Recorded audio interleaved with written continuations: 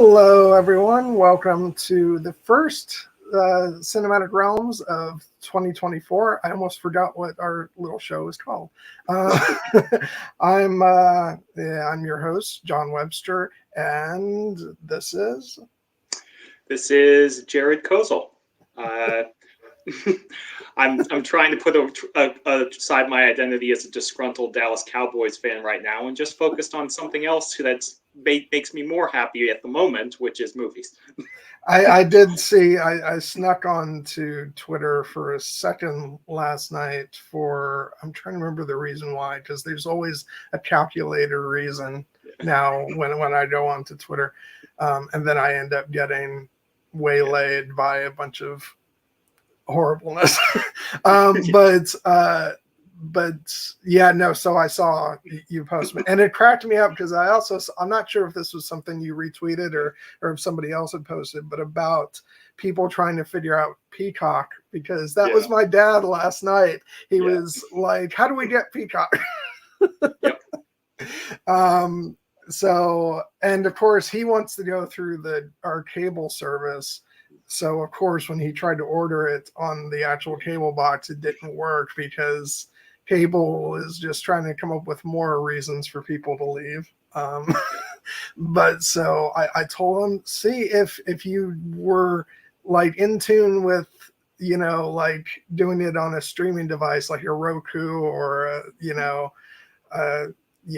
Amazon Fire Stick, you could just do this really easily. But I think he called up the cable company today.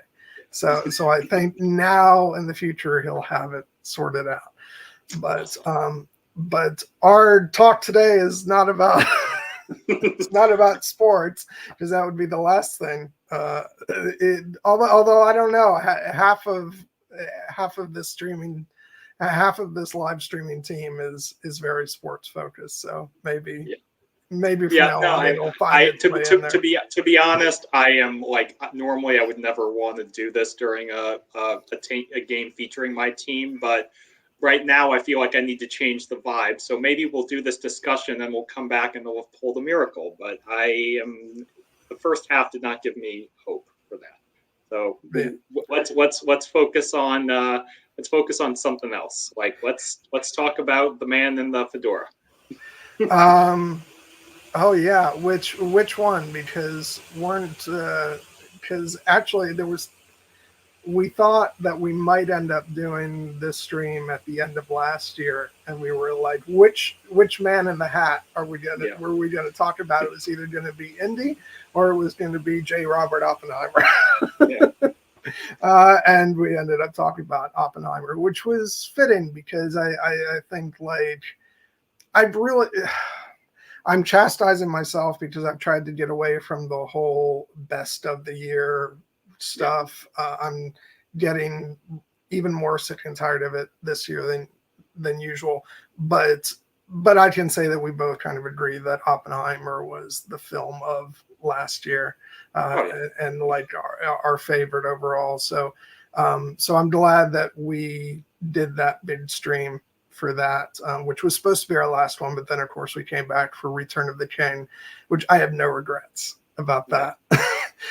So today, to start off the new year, we are going to be talking about Indiana Jones and the Dial of Destiny, which I do have my Indiana Jones shirt for Raiders of the Lost Ark. I was talking to you about this before we started rolling on the stream, that I actually pulled this out of my suitcase from when I went out of town, and it was very wrinkled. Yeah. So I've done my best to make it presentable for the stream. Anyway, before we get started, I just want to say hi to the folks we have in the chat. We got two Dans. We have Voice of Geekdom and Danny McKay, and our good friend and the other part of the Knights of Kira, Ari, is in the chat as well. And thank you for popping in. Okay, so I think now we can finally start talking about the subject. But first of all, how are you, Jared? How are you doing? Well, I mean, I think if we separate out, the feelings that come with disappointing performances by beloved sports teams, I'm doing great. Yeah. But you kind of have to, separate. Like, some people make sports their entire identity. I try not to do that. I do love my Cowboys and other teams, but in this case, I just like, life is good and sports is meant to be fun. So I'm trying to look at it in that light, even though I probably would say that this is going to require a coaching change if this keeps up for this game. Well, this kind of goes back to what I was just talking about, and this seems like I'm still off topic, but actually it's going to, magically segue into our topic. It's that what I said about, getting a little more pissed off about awards hysteria than I even have been in the past, because what I've realized, it's very easy to get sucked in, and it's that competitive streak that we all have inside us, and for a lot of people, sports is the outlet for that. And for a great many years, it was me and the award season leading up to the Oscars, and it became a sport to me, where I was always like, this is my favorite movie of the year, so this has to, win all the awards I want it to win. And if it doesn't win, I hate the other movie that won in its place. And I've realized that it has taken me away in the past from my love, just a pure love of cinema. Mm-hmm. And I imagine it's kind of maybe a bit similar with sports, where sometimes you just want to take a step back and say, hey, I love this sport, and I just have fun, watching it and enjoying it. And but sports is intrinsically competitive, so maybe it's a little bit different. Whereas I don't feel like cinema is. I feel like the competitive nature of all that is sort of, it's not what our love of the arts is supposed to be. And so, yeah. Yeah, well, we did not plan this, but this actually is kind of a fitting introduction to our discussion of this particular movie, Indiana Jones and the Dial of Destiny, because what this movie, before it was coming out, it was released in the summer of this past year, and there was a lot of buildup about the fact that this was going to be Harrison Ford's final performance as one of the most cinematically iconic characters of all time in Indiana Jones. But with that comes pressure, and the fact that this was a movie that was being released by Disney Lucasfilm, who can sometimes be a bit of a cultural lightning rod, and the fact that it was coming on the heels of an Indiana Jones movie that, well, I think sometimes gets undeserved, hate. I actually like Kingdom of Crystal quite a bit, but people were kind of a little bit exasperated with the prospect of yet another Indiana Jones movie, at least those of us, those who are outside of, just loving the franchise for what it is. And then there was a lot of pre-hype expectation, and post-release, there was a lot of competitiveness, as you could say, about box office and, things like that.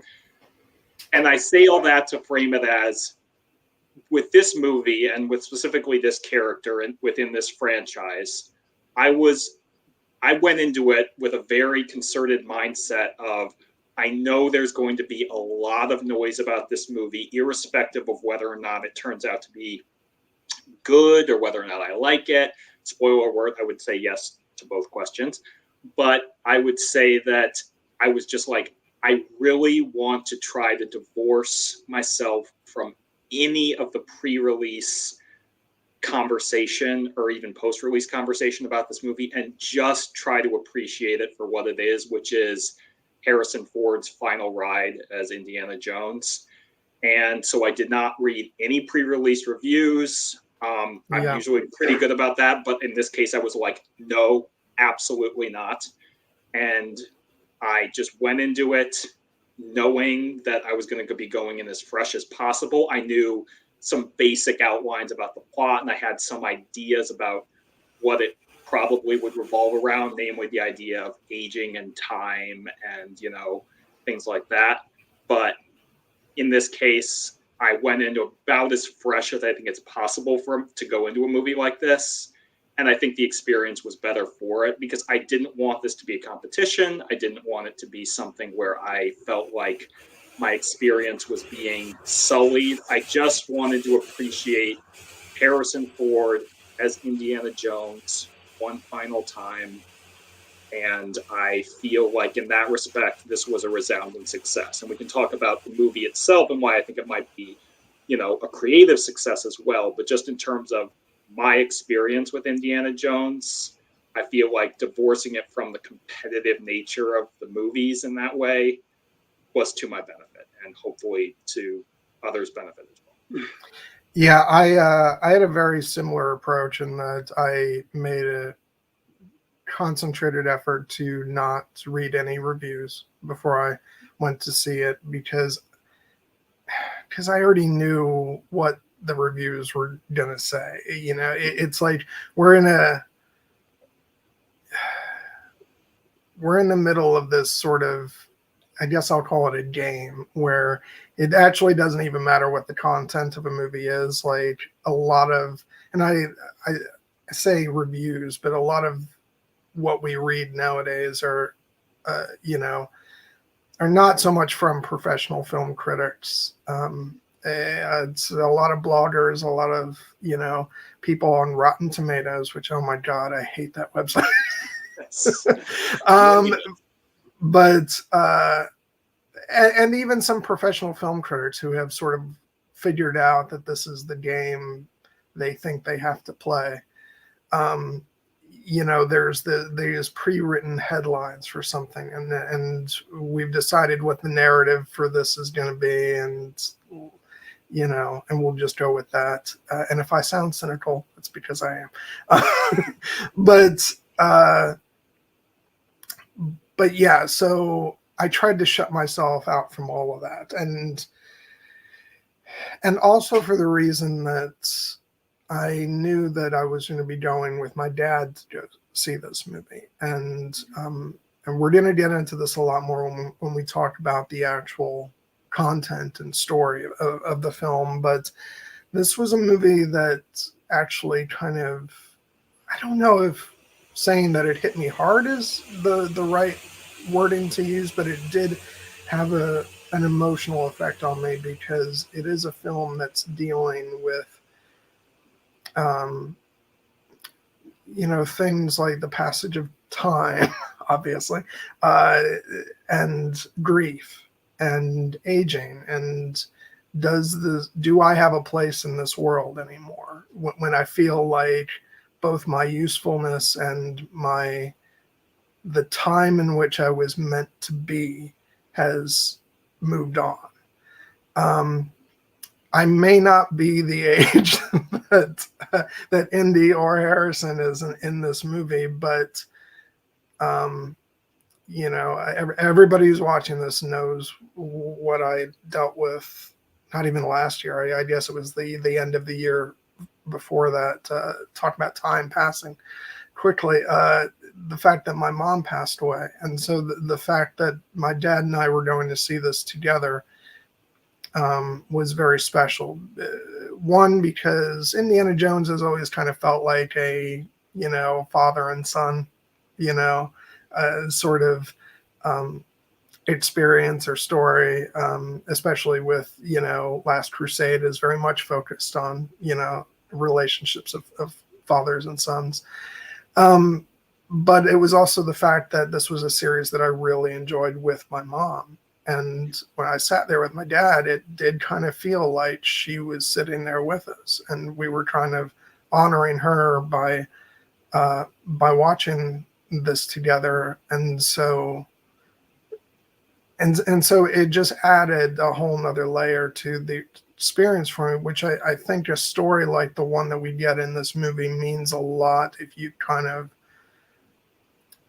you've either lived a long time on this earth or you've gone through sort of trauma that's related to the passage of time.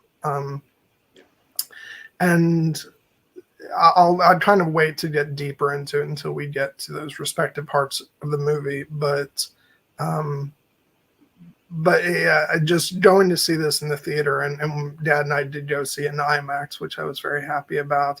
It was very cathartic in a way, because it felt good to watch a movie, an Indiana Jones movie, where Indy is actually going through and processing some of the stuff. And I think that was part of the discourse, as I later learned, that, we don't want to see an old Indy going through these types of things. And it's like, well, then maybe you should just go back and watch the Indiana Jones movies of your youth, because this is what an Indiana Jones movie is in this time and place. And and everybody is welcome to watch the kinds of movies they want to watch, but I feel like this was the indie movie that I needed at this point in my life, and it was very rewarding for me. Yeah, it's the kind of movie that you can really only make under the conditions in which they knew they were making it, in the sense that everyone involved in this movie, primarily Harrison Ford, but also the producers and the directors and everyone behind it, knew that this would be the last Indiana Jones movie. And specifically, and whether or not it's the case that they're like, I know there had been some speculation in years past of like, could they just recast Indiana Jones and keep this franchise going? And it became clear as the approach was coming that this was one particular franchise that they were not going to try to reboot or continue with a new actor in that way, because as they say in that Timeless Heroes documentary that is on Disney Plus, of kind of focusing on Harrison Ford's entire legacy, but primarily on, his role as Indiana Jones. Harrison Ford is Indiana Jones, and Indiana Jones is Harrison Ford. So, and by the way, don't get me started on that, because I really enjoyed that doc, but the whole time I'm thinking, you should have put this on the Blu-ray. Yeah. Well, they streaming exclusives. Yeah, they got to get something on there for the Disney Plus subscribers. And yes, I know that like there have been other actors who played young Indiana Jones, specifically the late River Phoenix in the Last Crusade prologue, and I believe Sean Patrick Flannery in the Young Indiana Jones Chronicles. But going forward throughout the bulk of the main series, Harrison Ford and Indiana Jones really became synonymous in the way that Han Solo was also synonymous with Indiana Jones. And I know that we had a younger Han Solo as well. But in this case, going forward in his life, Indiana Jones is not James Bond, is maybe what I'm trying to say. This is not where you're just like going to effectively continue the series with kind of an ambiguous chronology and have a new actor take on the role and do a reboot, because Indiana Jones, by his profession, is an archaeologist. He is a man who dedicated his life to learning about history and knowing history and trying to preserve history. And so his legacy is inextricably linked with the idea of time and the passage of time. And so when it comes to a movie that is going to be the last movie about the character, and as effectively he's approaching the end of his life, this is always what a movie like this was going to reckon with. And I feel like one of the reasons I found this particular entry so satisfying as a last chapter is, prior to this, our last entry in the Indiana Jones franchise was The Kingdom of the Crystal Skull, which again, I liked more than most, it seems, but that was an Indiana Jones movie which, after the original three of Raiders of the Lost Ark, Temple of Doom, Last Crusade, Kingdom of the Crystal Skull did feel a little bit more like it's the next one.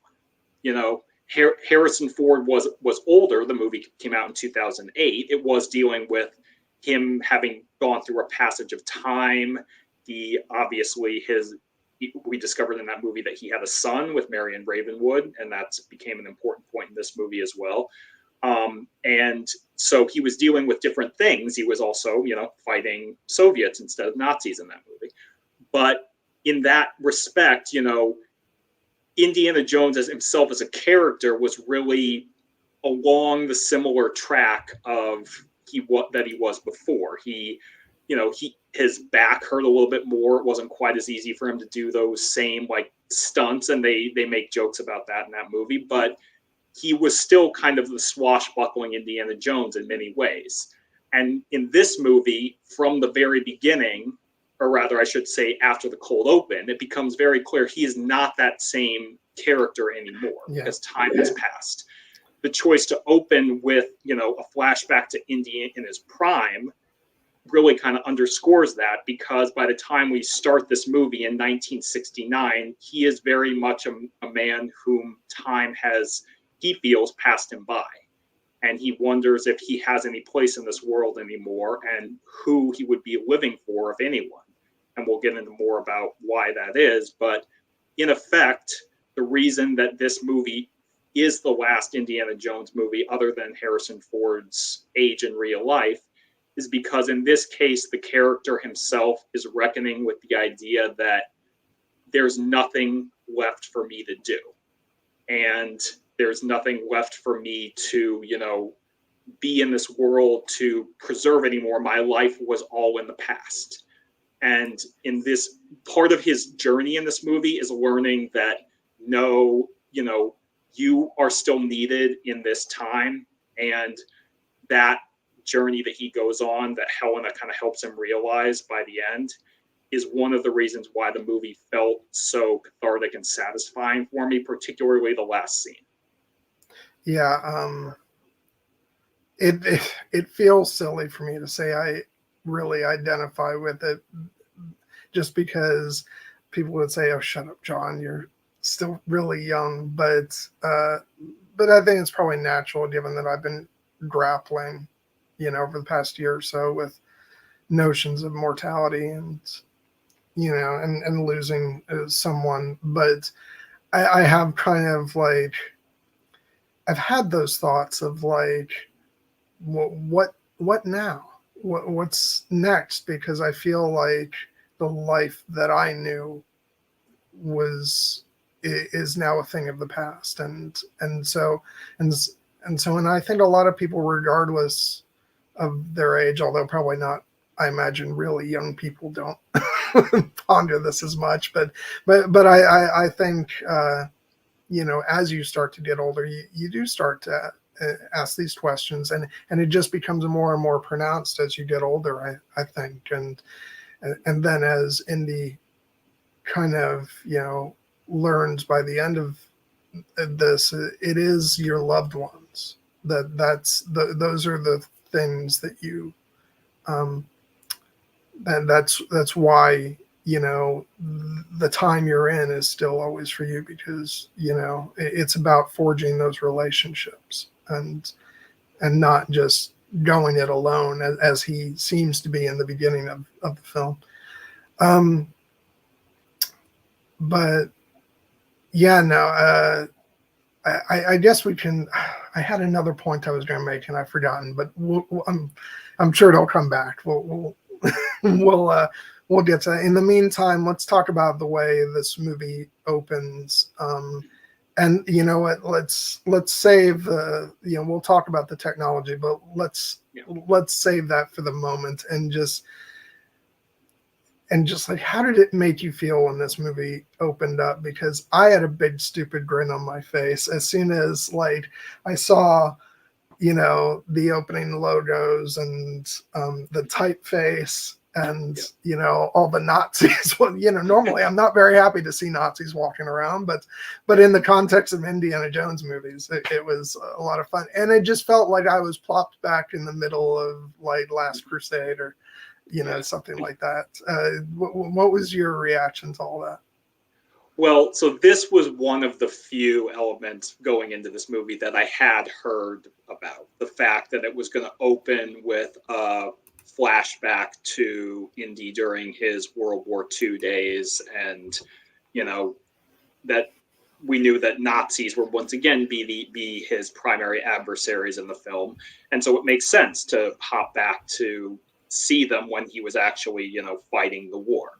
And so, and one of the Indiana Jones movies, they do have certain elements that are kind of, I won't say checklist, but they are like every Indiana Jones movie has something like this. And one of the things that every Indiana Jones movie has is kind of an opening action sequence. And so I knew that we would kind of start a little bit, in media res with Indy on an adventure that would kind of reveal itself as time comes on. And in that respect, starting with, for instance, the fade in on, in this case, the Lucasfilm logo, not the Paramount, mountain, but they still found a way to pay homage to that as well, with having the logo become the door latch, and then bringing, Indy out as having already been captured. Hey, Alan, by the Nazis, and then you kind of are like, oh, here we go. We know, he's captured, but he's going to find a way out of this. And so for the moment when, they pull the hood off and he is in the, and he's revealed, you're just like, there he is. This is where he would be at this time of his life. And this really is, irrespective, as you mentioned, of the technology, this is Indiana Jones in his prime, in his full Nazi ass kicking prime. And, so even though it looks like it's a terrible situation for him, he's captured, he's surrounded in this castle that's being bombarded. There are all these stolen relics that the Nazis are trying to pass off. You're like, he's going to figure a way out of this. And part of the Indiana, I do want to say, like, and I'm sure we'll mention the technology here, but I mean, we'll save a deeper conversation for it, as we move on. But just mentioning that, like, I think it is like, there's a lot of times when it looks quite good, but I think it's always convincing enough to where it's offset by like our joy just to see prime Indiana Jones. So even when it's not perfect, we'll go along with it. And I just remember when that hood comes off, and I'm just like, oh god, it's Indiana Jones. And it was just so much fun because it takes me right back to my childhood. I remember my mom used to have a job where she would clean people's houses when I was a kid. And we're talking like big houses. And so I just remember being in this really fancy house in the middle of the day while she was busy cleaning, and I'd be in front of the TV watching movies. And I have a very specific memory of watching Indiana Jones and The Last Crusade in there, which was funny because it almost felt like I was watching, like, the house was so like old and fancy that it felt like I was in the time frame of Indiana Jones watching Indiana Jones. But so my memories of it go back that far to, I was really small at that point. And so Indiana Jones in that form is just like this, this imprinted memory that I have. That so when I saw him revealed at the beginning of this movie, I was like, it just, all that childhood giddiness, just rose up, and I just loved all his little quips, and all that. It was great. Yeah. The bit where about the stupid blue-eyed boys who decided to follow a man named Adolf. You're just like, yep, that's classic Indy, and trying to rib while he's essentially stalling for time to figure out how he can get out of something like this. And I did particularly love. Oh, I'm sorry. But yeah, well, I'll go ahead and finish your thought, and then yeah, I want to talk for a second, but yeah, go ahead. I was just gonna say that opening the movie essentially with Indy, on an adventure as he typically is to preserve history, because the movie opens effectively what he's after is what is supposedly the lance of Longinus, the blade that pierced Christ's side when he was on the crucifix. Of course, we quickly learn that in this case, unlike, say, the Cross of Coronado or the Golden Idol from Raiders, in this case, the artifact's actually a fake, which is an interesting kind of twist on it. But of course, they find the thing that will become the MacGuffin of the rest of the movie in the Antikythera, the Archimedes dial, the titular dial of destiny, and it almost feels fitting that in this case they almost stumble upon it completely by accident. But it becomes an important idea because it is an artifact that, I would love to talk about this more once we circle back to it. It is kind of a unique artifact in the Indiana Jones canon because, as Jürgen Voller, the villain, says, its power is not in science, but in mathematics. And we see that's kind of a double-edged sword here, but I found it kind of an interesting idea that in a movie that is very much about time and the passage of time, we would have our first artifact that, while it kind of allows you to predict, say, this natural phenomenon, it's not actually like imbued with, say, the power of God or some dark magic or alien technology. It is very much an item that is supposed to allow mankind to, as they say, harness the power of the gods. And as we see throughout the movie, that's something that you can't actually do.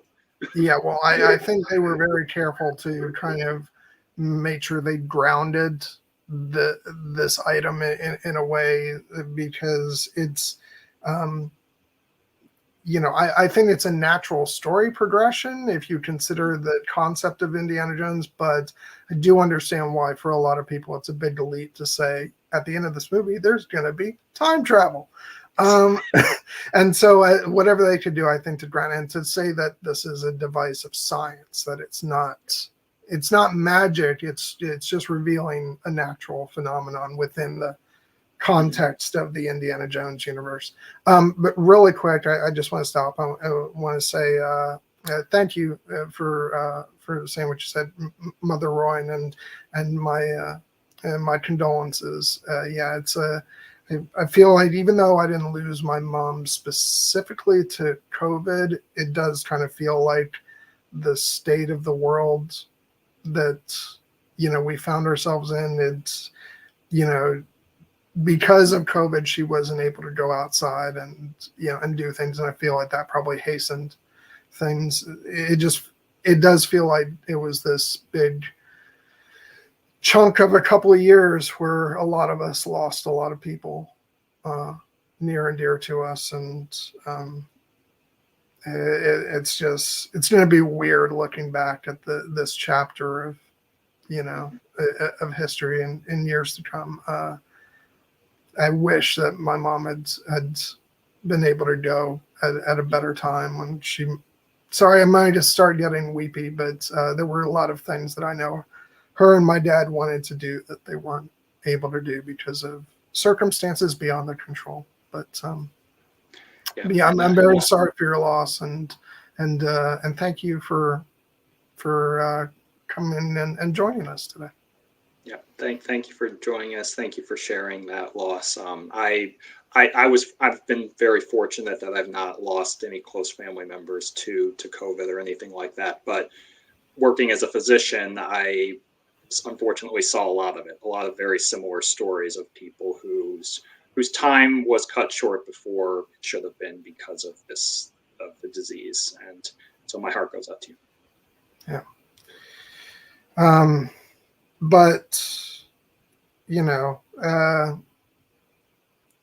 and this is all very much, sort of, as I was saying earlier, it's on topic for this film, because this is absolutely one of the movies I would have gone with her to see. And and yeah, it's just, and in a lot of ways, I feel like I did, because her and my dad, because me and my dad went to see it. So,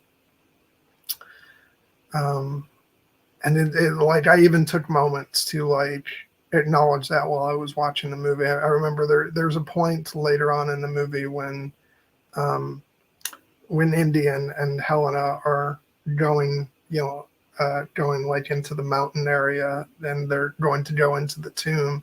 And I remember like taking a moment to myself. I'm like, just appreciate this moment, because you're having this experience with your dad. You're remembering mom. And also, this is the last Indiana Jones movie that there's going to be. And I was enjoying the experience so much, but it felt so unique and so special, that where I was like, just while there's a lull in the action, just sort of absorb the moment and appreciate it.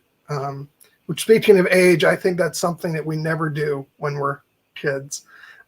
So that is something that comes with age, to remember to recognize like moments that you feel are special, and to just breathe it in for a minute.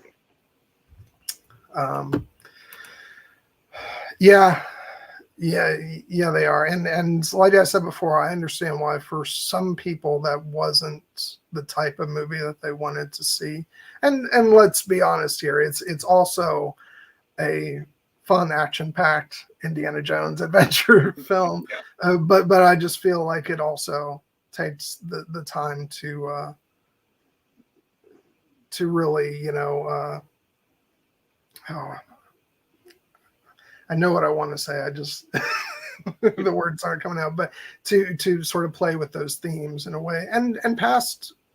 I feel like the other films, especially Indiana Jones and the Last Crusade, also, had some of those themes in mind, with like relationships of family and mortality and legacy and all that. So it's not like it's the first movie to tackle that kind of subject matter, but it's doing it in a unique way as it relates to Indy getting older.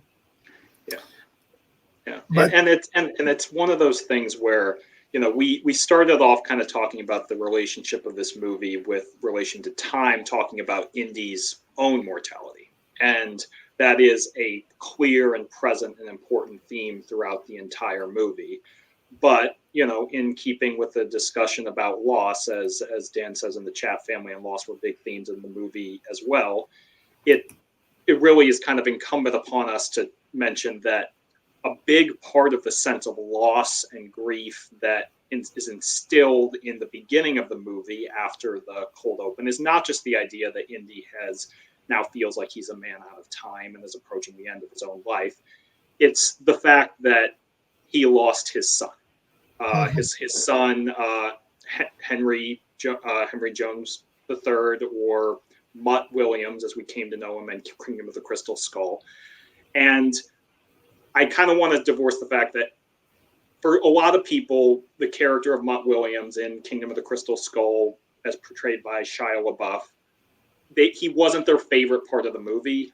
And I think he served his purpose quite well. I actually think the performance was decent. But I kind of got the sense that part of it was the sense that it was a kid who was coming into the franchise, and it was kind of hinted that perhaps, he's a little bit on Indy's corner. They're kind of button heads. Oh, it's revealed there's a familial relationship. This is how we bring Marian back into the story. By the end, Indy and Marian are married. There's kind of a happy family unit forming. And then, look, right there at the end, you see Mutt picking up Indiana Jones's fedora and get ready to put it on. And you're like, oh, are they trying to set up he's going to take over the franchise? And then Indy kind of takes it back and is like, not yet, kid. And you're like, okay, that's fun. Well, that's actually what I wanted to mention earlier, that I forgot what I was thinking about. See, for me, it's not even a not yet. It's like, nah, I'm Indiana Jones, nobody else. So I feel like they were already making that statement back in 2008. Which, by the way, like, I just remember when Kingdom of the Crystal Skull was like the new Indiana Jones movie, and it's like, oh, but he's old now. Can he pull it off? And like that was back in 2008, and that's like what 15 years ago. Going on 16. Again, passage of time.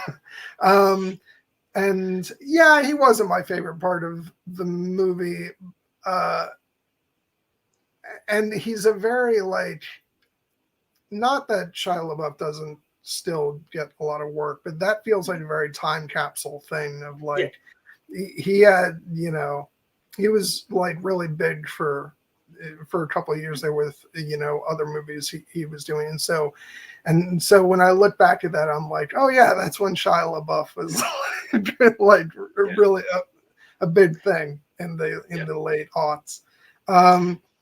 But and also I will say, like, he's responsible for not responsible, but he takes part in my least favorite bit of that movie, which is the over the top CGI of the whole chase sequence and swinging with the monkeys. Yeah. Well, I mean, they can't all, you know, they can't all be winners on that front. I think that he does a good job with what he's asked to do in that movie, even though he is kind of meant to be a character that kind of pushes up against Indy in that way, because the whole construct of the character was, you know, in a similar way to how Harrison Ford's Indy as kind of more of a swashbuckling hero had to contend with his own father, who was much more of a bookish academic. The construction of Mutt Williams was an idea of like, what is the type of character who would kind of get under Indy's skin? And in this case, again, with kind of the times of the area, with that movie having taken place in the 50s, it was very much a like, oh, he's kind of like a greaser, even though he is very much, as we see in the movie, he's intelligent, he is smart, he does, you know, he does care about friends. He's not just like a punk. But Can I just say that my favorites, one of my favorite bits of that movie, and we should be talking more about Dial of Destiny. But I have a Crystal Skull. But I will say one of my favorite bits is when earlier in the movie, you know, he's talking about, you know, my mother didn't want me to drop out of school, and then he's like, oh, you need to, you know, follow your own path, kid. And then when he finds out that it's his son, he's like, you let him drop out of school. It's one of the best jokes in all the movies, honestly. But the reason I was setting up Mutt Williams is so much is because obviously he's not in this movie, and there are ways you can look at. You could look at that as a purely like creative decision made behind the scenes, as the idea that, oh, we're kind of off Shia LaBeouf now. The character wasn't the most well received. We probably don't want him in this movie, so we got to figure a way to write him out. And they could do that any number of ways. He could just be off having his own life. But they actually found what I thought was a very smart way to incorporate him into the movie's theme, which, you know, not that I want necessarily to have all the characters die off screen, but from the moment it kind of became clear that Indy and Marian's son, because that he is, would not be in this movie, you're kind of like, well, what could have happened to him? And the idea that immediately popped into my head, and I kind of became clear that was going to be the idea, was this movie takes place in 1969. Vietnam is around this time. What if he died? What if he died during the war? And that is exactly what happened, you know. And we see it from as soon as we come out of that rollicking flashback where Indy, you know, just defeats the Nazis and destroys their train and preserves the artifact. We get kind of a smash cut to his kind of drab apartment in New York City. And one of the very first things that we see, though it's not really focused on, but we see it clearly, is a picture of Mutt on the mantle and in a military uniform, and the folded flag that we associate with the one that's given to the families of fallen soldiers. And the movie doesn't like hammer that home. We don't actually get the definitive answer until later when he has that conversation with Helena about how he would use the dial. But that tells us from the moment that we're entering into this chapter of Indy's life that he has been through a tragedy. And that tragedy is further underscored when we see, wait a second, he was married to Marian at the end of the last movie. She's not here. Where is she? Oh, there's a picture of her on the fridge. Oh, wait, there's a divorce settlement paperwork on his counter, and he's turning around her picture. Something has happened. And that kind of melancholy like underscores the movie, and we want to know the answer, but for the moment, all the movie really needs us to know is that Indy has experienced loss, and he's feeling that, even if in his typical gruff fashion, he's not sharing exactly how much he's hurting. Which, by the way, what a good trick, in terms of like casting and all that, because we kind of assume that they're separated. Karen Allen isn't in this one, and then at the very end of the movie, they sneak her in for one heck of an emotional scene.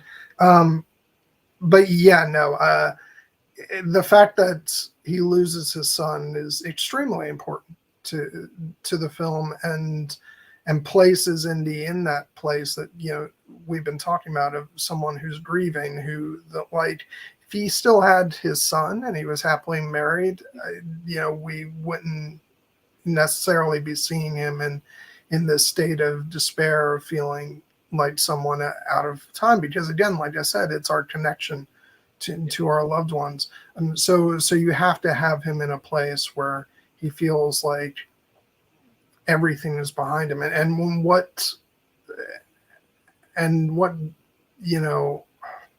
was going to say better way. It's not, that sounds like it's, oh, hey. But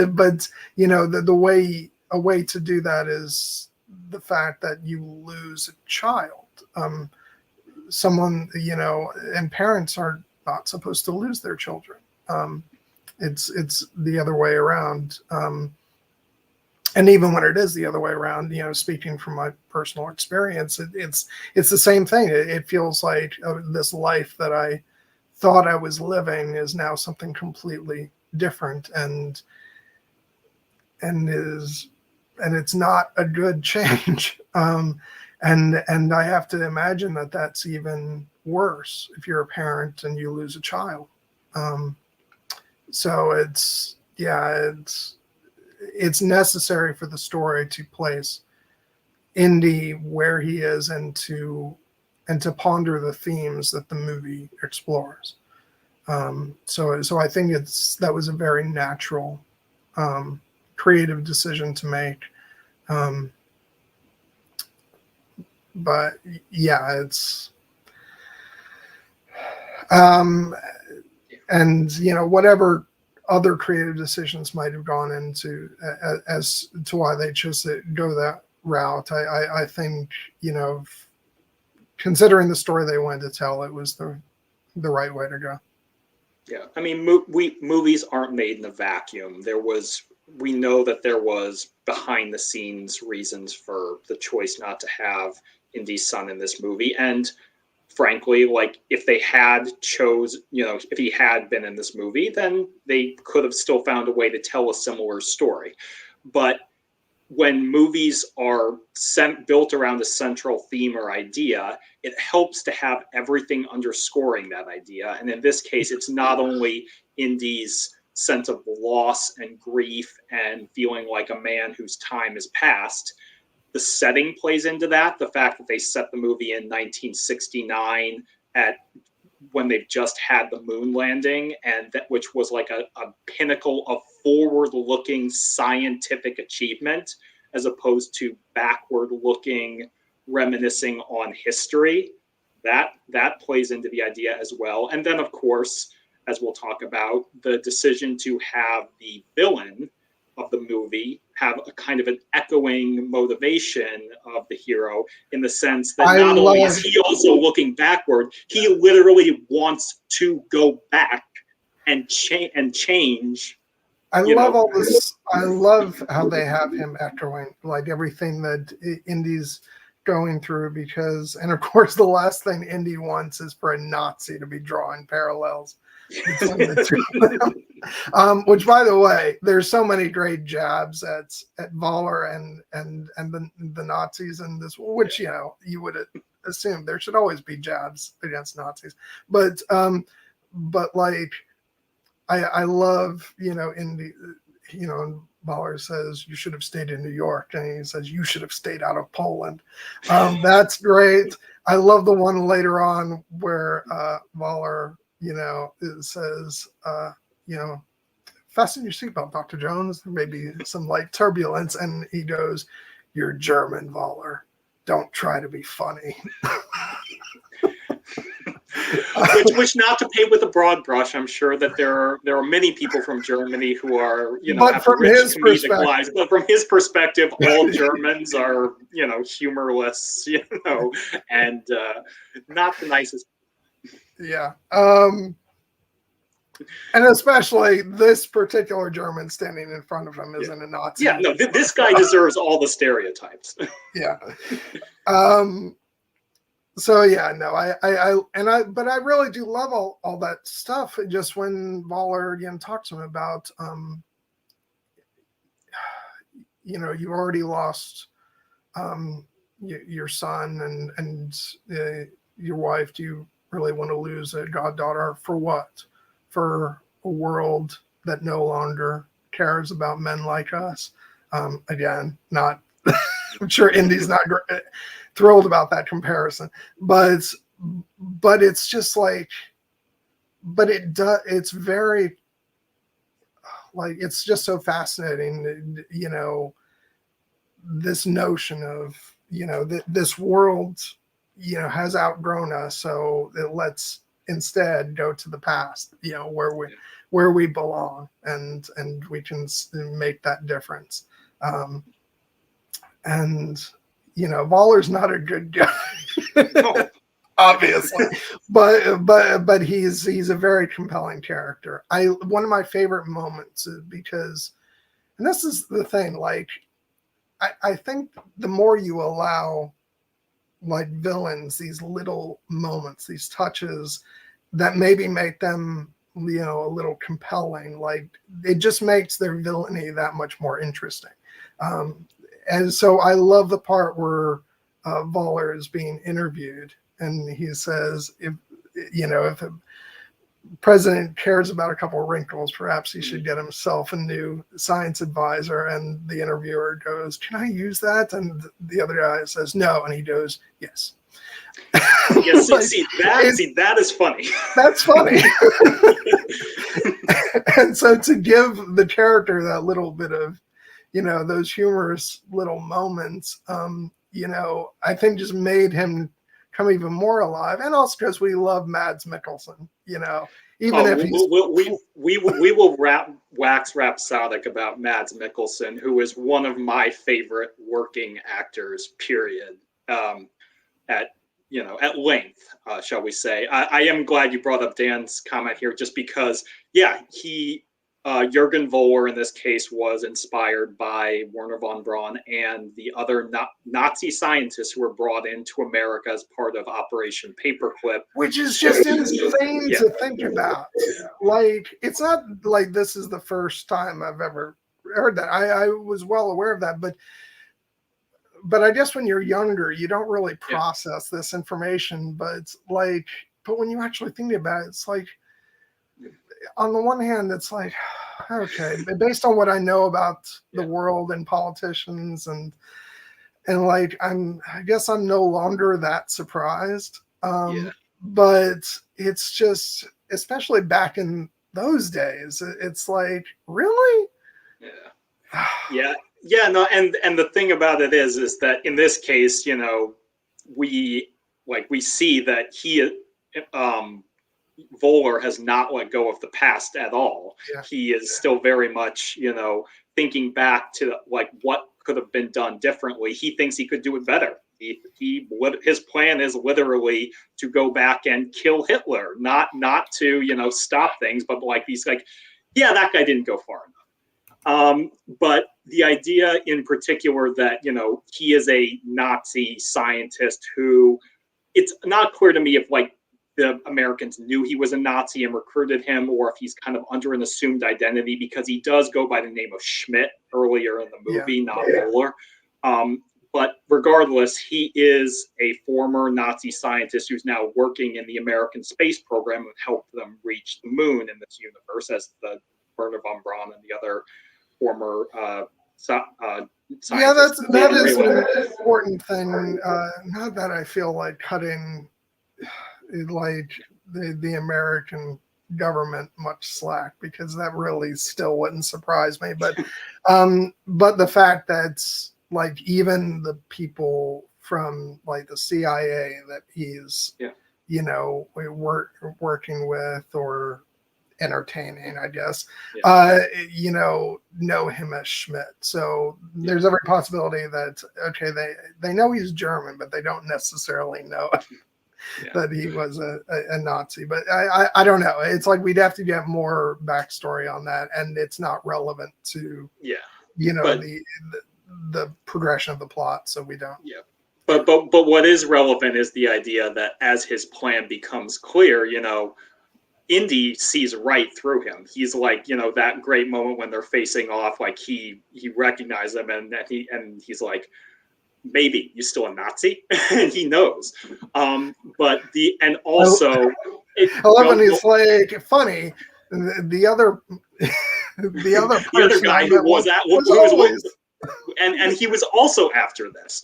Yeah. So it was, this movie is very funny, and we can talk about those jokes at length. But I also want to draw it back to the thematic idea of, the American government in this case, because they're forward looking and they want to beat the Russians to the moon, they were like, we need every edge we can get. Let's bring in these former, German scientists and have them, work on our space program.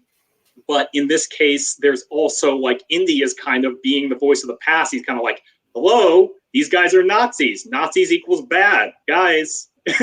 And we also have, we're going to have to set aside a special segment for this guy, because I have some thoughts about the Voller's henchman, Klaber, because he is, we'll get to him later, but I will just say, he is the single most contemptible character I've seen in movies in a long time, because he is literally an American who wants to go back in time and become a Nazi. And I don't really think I need to comment on the state of political discourse today to see why that would be so infuriating. I feel like he's... I feel like it's like we're comparing which Nazi is worse. But I feel like I have more contempt for him than I do for Voller. Just because like Voller was an actual Nazi.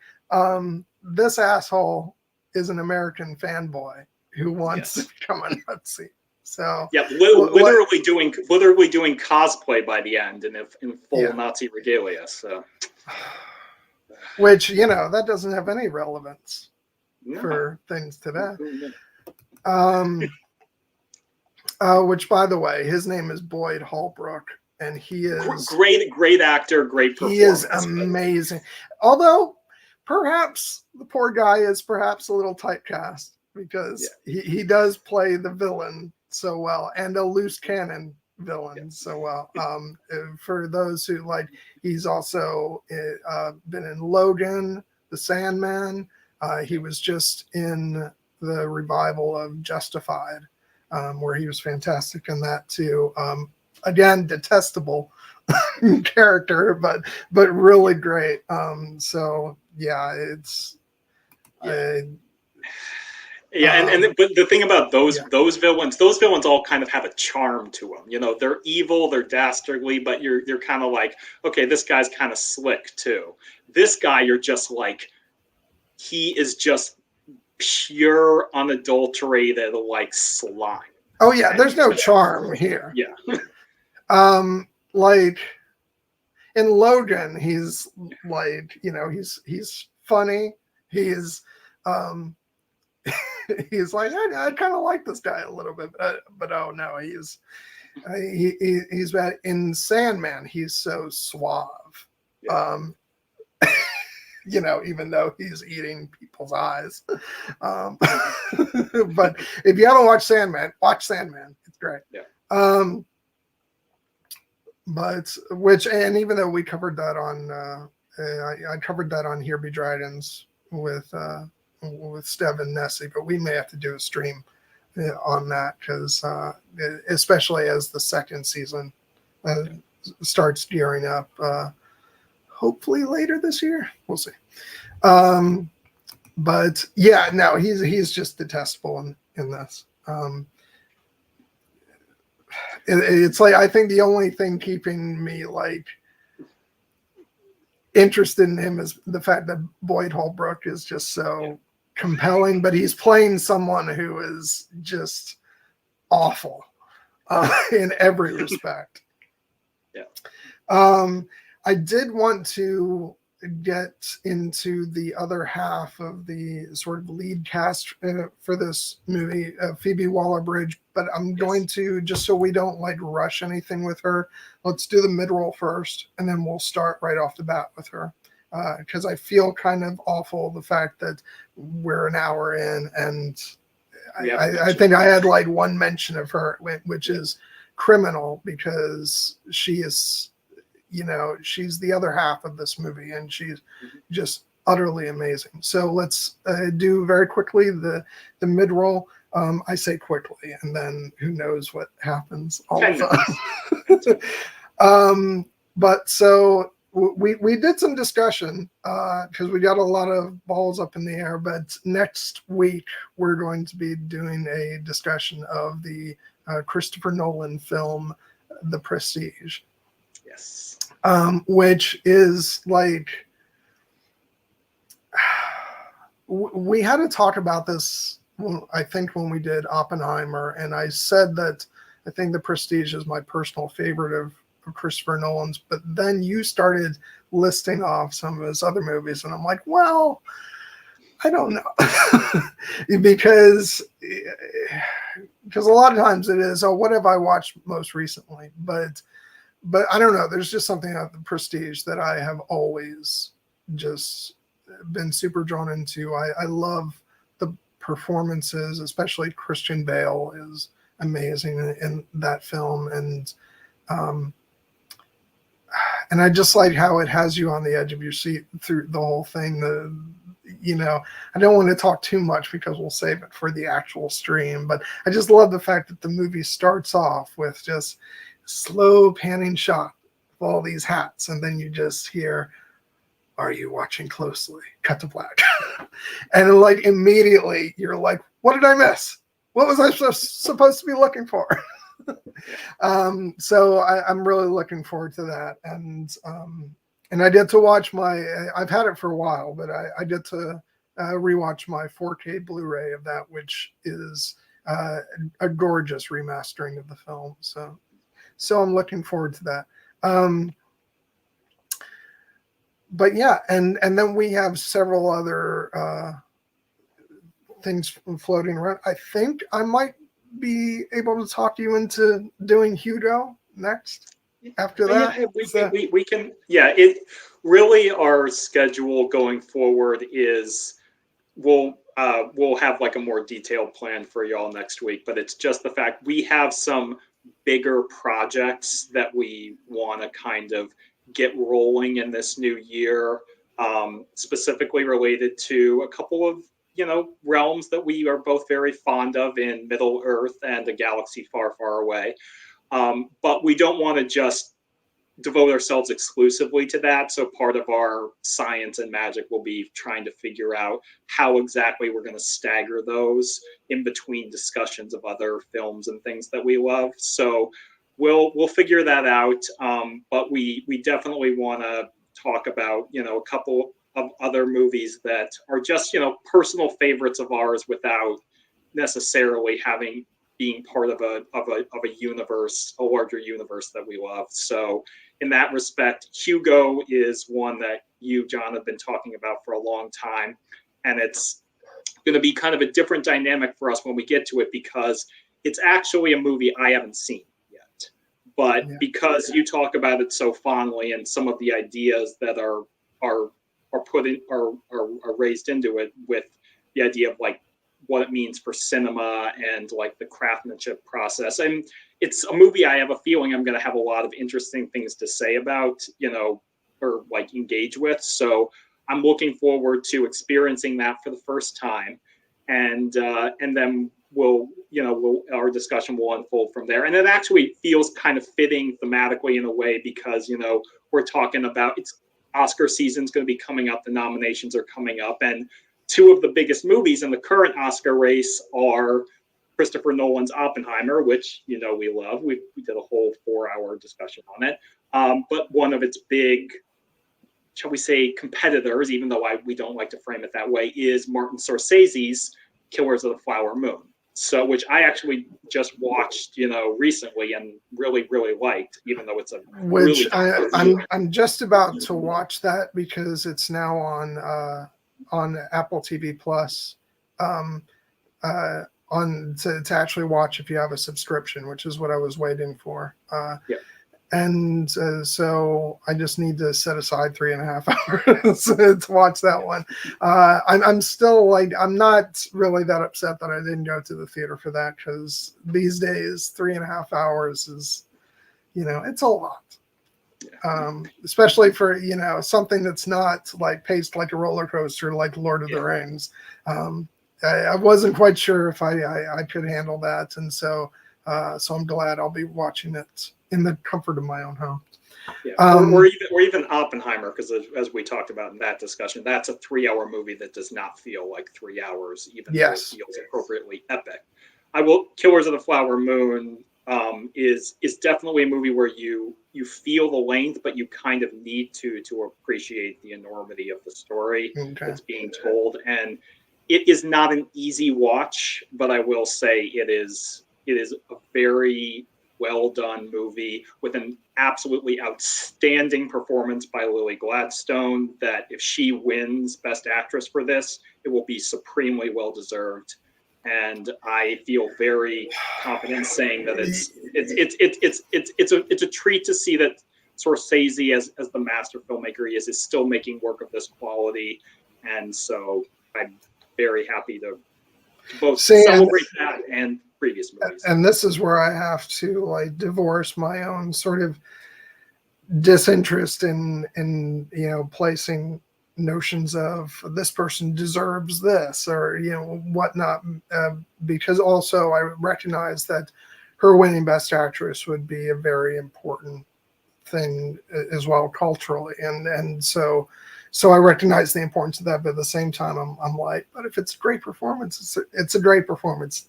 It doesn't need an award, but in certain respects maybe it does. But because I also just this past week saw Poor Things, which features an absolutely stunning performance by Emma Stone. And if you haven't seen that, it's like one of the weirdest movies ever. But I'm familiar with the Lanthimos. I have not seen Poor Things yet, but what was so funny is that everybody in the audience, I think, already knew what they were in for, because I didn't get the sense that people were people were like, what the hell was that? I think they very much knew that they were going into a very bizarre movie. So, and I will say, I've never disliked Mark Ruffalo at all, because he's a very likable guy, but I've also never been a big, huge Mark Ruffalo fan, but he is amazing in this. It's a very different turn for him. And so anyway, so moving on from that. It's a long way of saying I think it's fitting that if we talk about a Nolan movie and a Scorsese movie back to back in this particular. And it's funny because I have in the past, I'm not the biggest fan of what I guess you would call typical Scorsese. I respect, all the movies of his that I've seen, but the Scorsese gangster films are not really I'm not as much of a diehard fan as I know some people are, even though I recognize that they're extraordinarily well made. And Hugo is something so radically different from his usual fare, and it's a much more emotional movie than I think he usually tends to make. And so people probably always look at me weird when I say Hugo is my favorite Scorsese film, because it's very much made with not as strictly for children, and we were actually just having this conversation in a different context, but I feel like it's suitable for children, and it's but yeah, so yeah, it'll be interesting to talk about that one, see what you think about it. But that's a possibility, and then there's a lot of stuff that we're waiting to coordinate with some of our potential guests to come on, because sometimes we're trying to line up not just one guest but two guests, and so we'll get to all that as we figure things out. But yeah. Anything else you want to mention before we dive back in? Yeah, no, just lots of good stuff coming up in the new year, including our favorite geeky realms with Lord of the Rings and Star Wars, and but it's not just going to become a Lord of the Rings and Star Wars channel. We will continue. You say that like that would be a bad thing. Oh, it's not. I would be very happy with that. I'm just trying to reassure people, that we do have other interests as well, and we want to kind of keep that vision broad, even as we make. So you don't think we should do an episode by episode breakdown of the Bad Batch?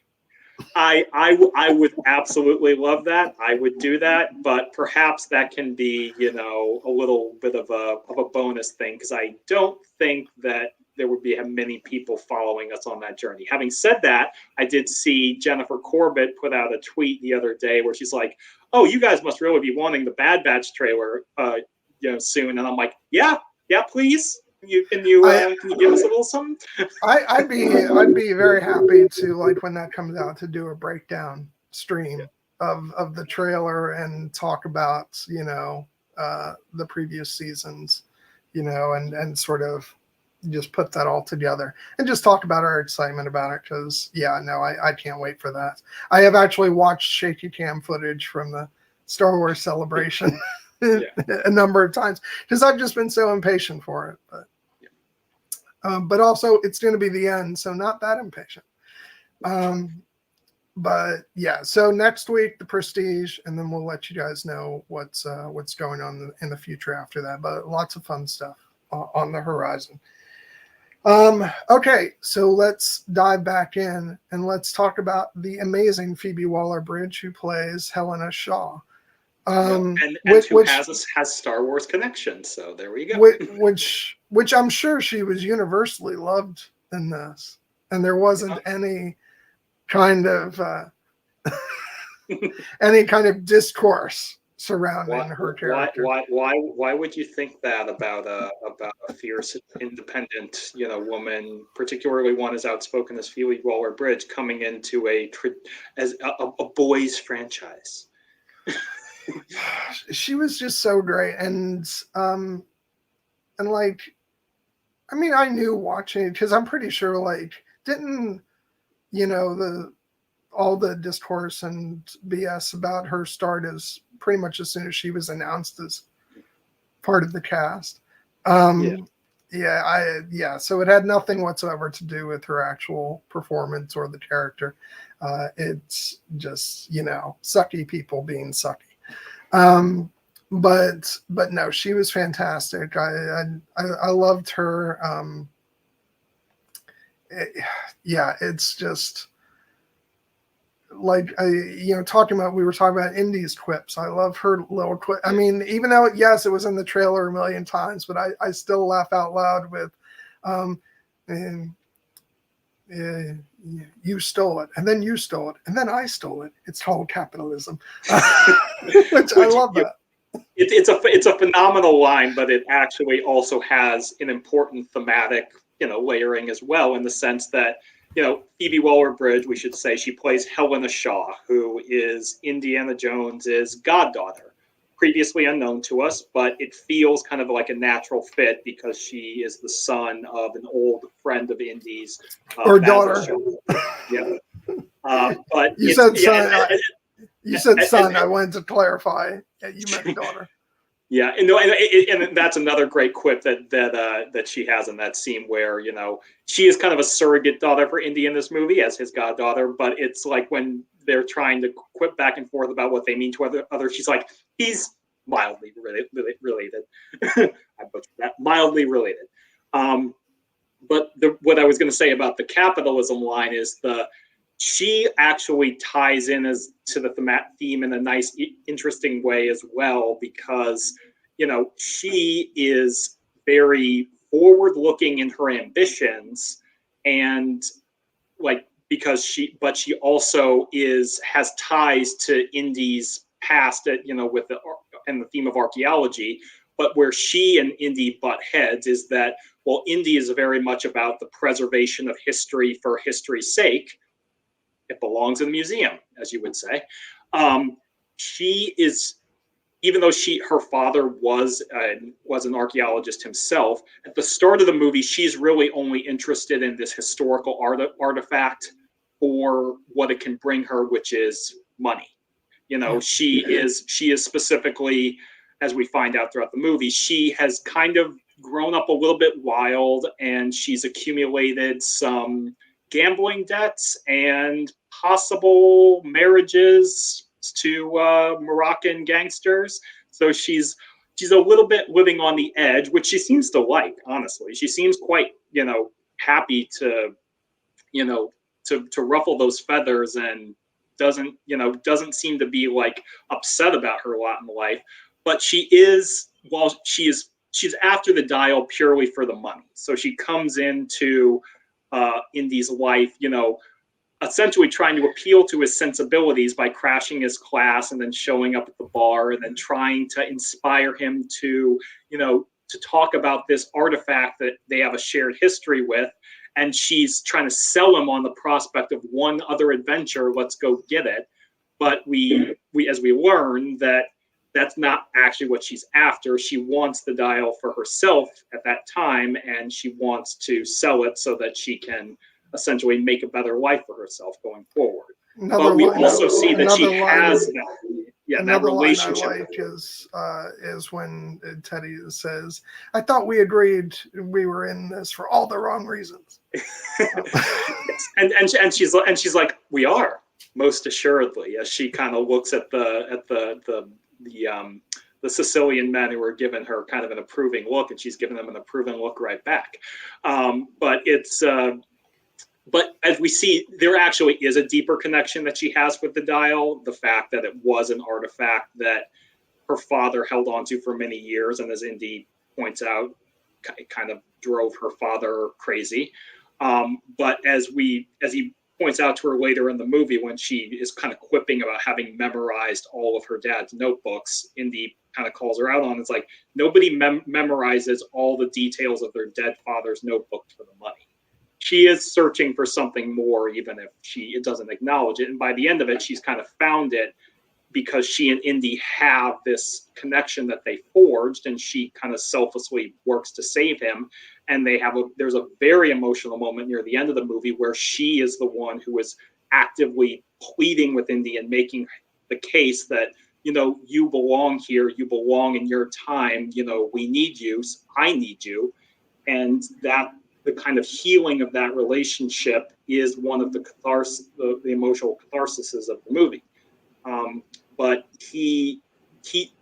when it starts, there's kind of a conflict there because she's kind of another take on the same idea of like a younger generation who doesn't see eye to eye with Indy at all about the value of history. And so he doesn't start off necessarily wanting to reconnect with her, but over the course of their adventure, we kind of come to see once again how much these two broken people can heal each other. Where it's like, I didn't come to rescue you from your fiance. And she goes, rescue me. Which, by the way, that whole sequence, with I think they're called tut-tuts. That whole sequence is just pure Indiana Jones. Just, I love it so much. And someone we haven't mentioned thus far in the stream is John Williams. Yes. Because 8984 his music for that sequence starts off with, when they're actually in the hotel and the dial keeps changing hands. And there's just this wonderful lyricism about, about the music, how it's kind of like, this gorgeous, music that just like, it's like a very classic movie scene of, and just, I'm going to wax poetic here. Like nobody writes music like John Williams. And this is even more evident, I think, in today, so that when we hear, when we see an Indiana Jones movie and we hear the music from John Williams, it's like, it's so rooted in, in those old, classical traditions. And so it's just like even from that opening scene when, the big opening scene, where we see Indy in the prime of his life and all that, the fact that it immediately draws us back to, the good old days of Raiders of the Lost Ark and Temple of Doom and Last Crusade. It just places us in another time. And I just remember listening to him being like, oh God, I miss this so much because nowadays film scores, a lot of them are very different things.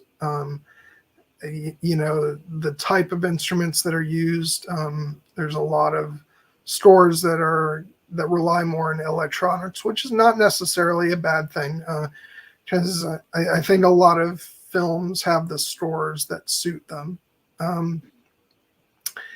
Take Dune, for example, is a very, it's a very modern score, but I think it's, and not the easiest thing to listen to apart from the film, but I think it is perfectly suited to the film. But I will always be in love with the John Williams tradition of that classical orchestra and that romanticism, and Helena's theme is very much, of a kind with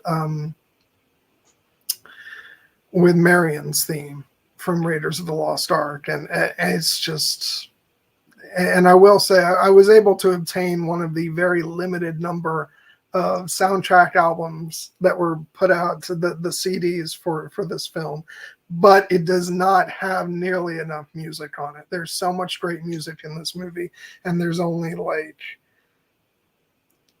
I don't know, maybe about 60 minutes worth on the CD. And it's like, no, give us the limited edition expanded release. But yeah, so that was just my roundabout way of saying, like, a large part of why that whole big chase sequence both works and feels like classic Indiana Jones is a lot of that is down to John Williams' music. Yeah, it's an incredibly propulsive sequence. One kind of chaotic action moment leading into another. And yes, 8984M points out, John Williams recently announced he's like, actually, I don't know if I'm going to stay retired, which, that man can do whatever he pleases. I have to admit, my first thought when I heard that was like, oh, maybe he'll stick around long enough to score the new Rey Skywalker movie when it comes out in 2026. Which, as many people have pointed out, he doesn't want anybody else writing the music for Rey. So that seems like a very strong possibility, I think.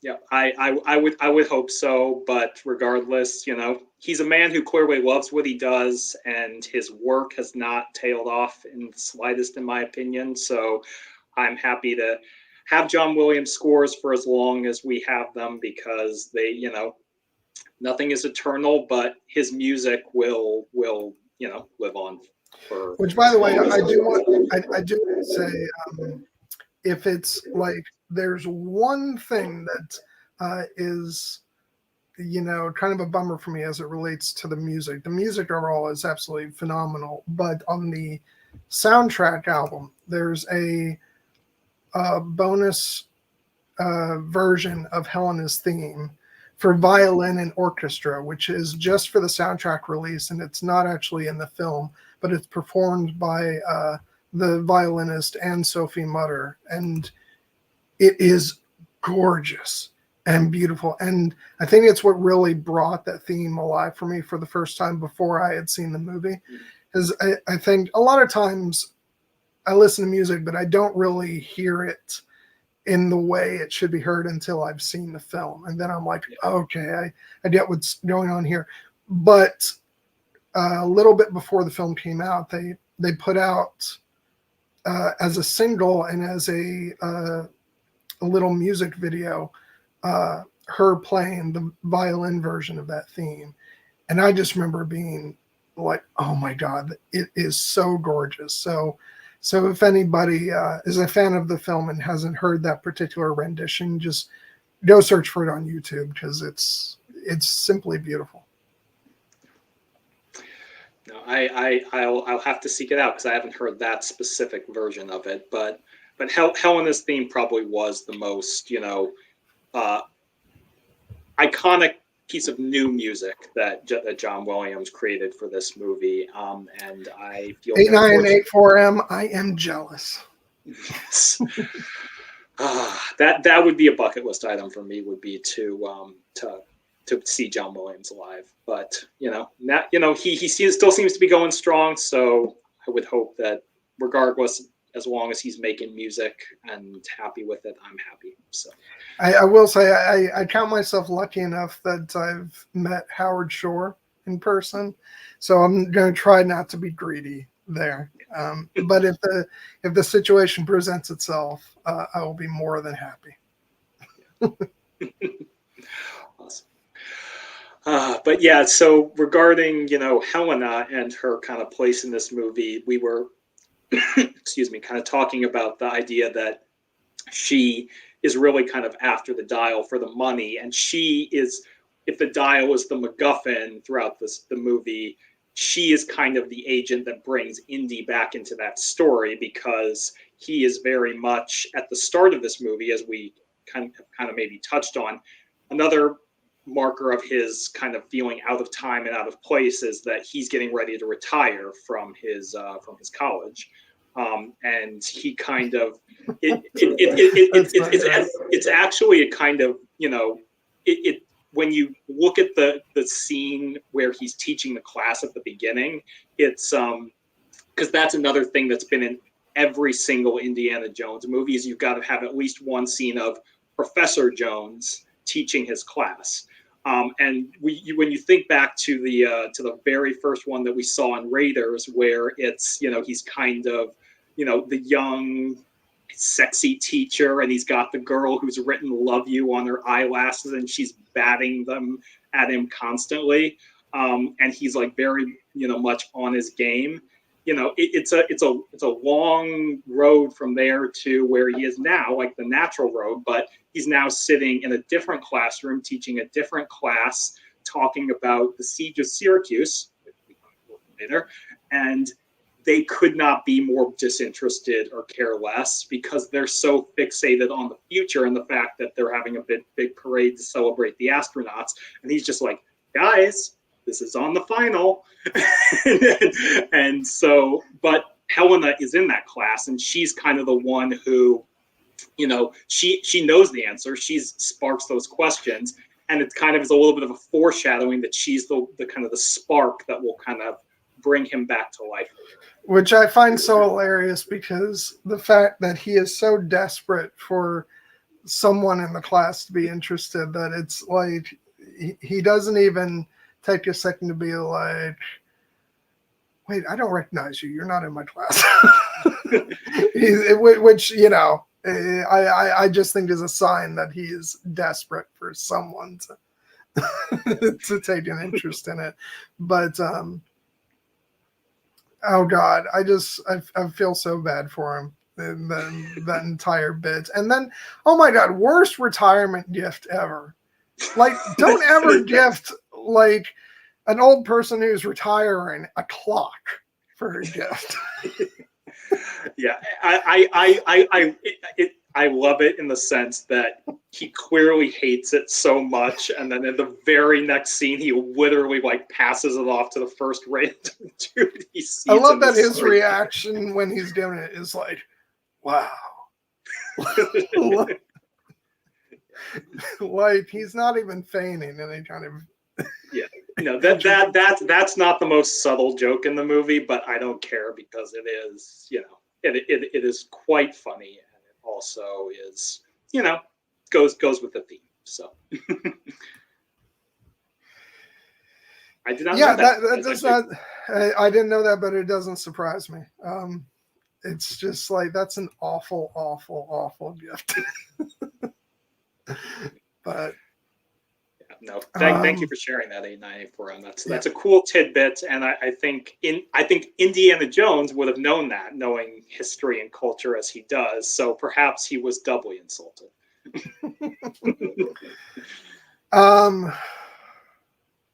Yeah, no, and I just love the relationship between Indy and Helena is so great, because even though she's got her guard up and she's like, I'm just, and she very much is just interested in, in a payday. But like underneath all that is this pain from like, and she disguises it with humor, where she is like, if only there had been some person, a father figure of some sort. What even is a godfather? It's like, it's the fact that she's trying to, act like she doesn't need or want any of that. But then at the end of the film, it's like when she's like, you're needed here. And he's like, for who? And the unspoken thing right there is, for me, dummy. So I think it's a beautiful relationship that is understandably very fraught and earlier on, and especially not to keep getting personal about all this stuff, but I think so much of this movie resonated with me on a personal level, so I can't help but talk about it. Like I've always had a very close relationship with my godmother, and that relationship has, it's been a little bit distant over the years because she lives in Maryland and we live here in Florida.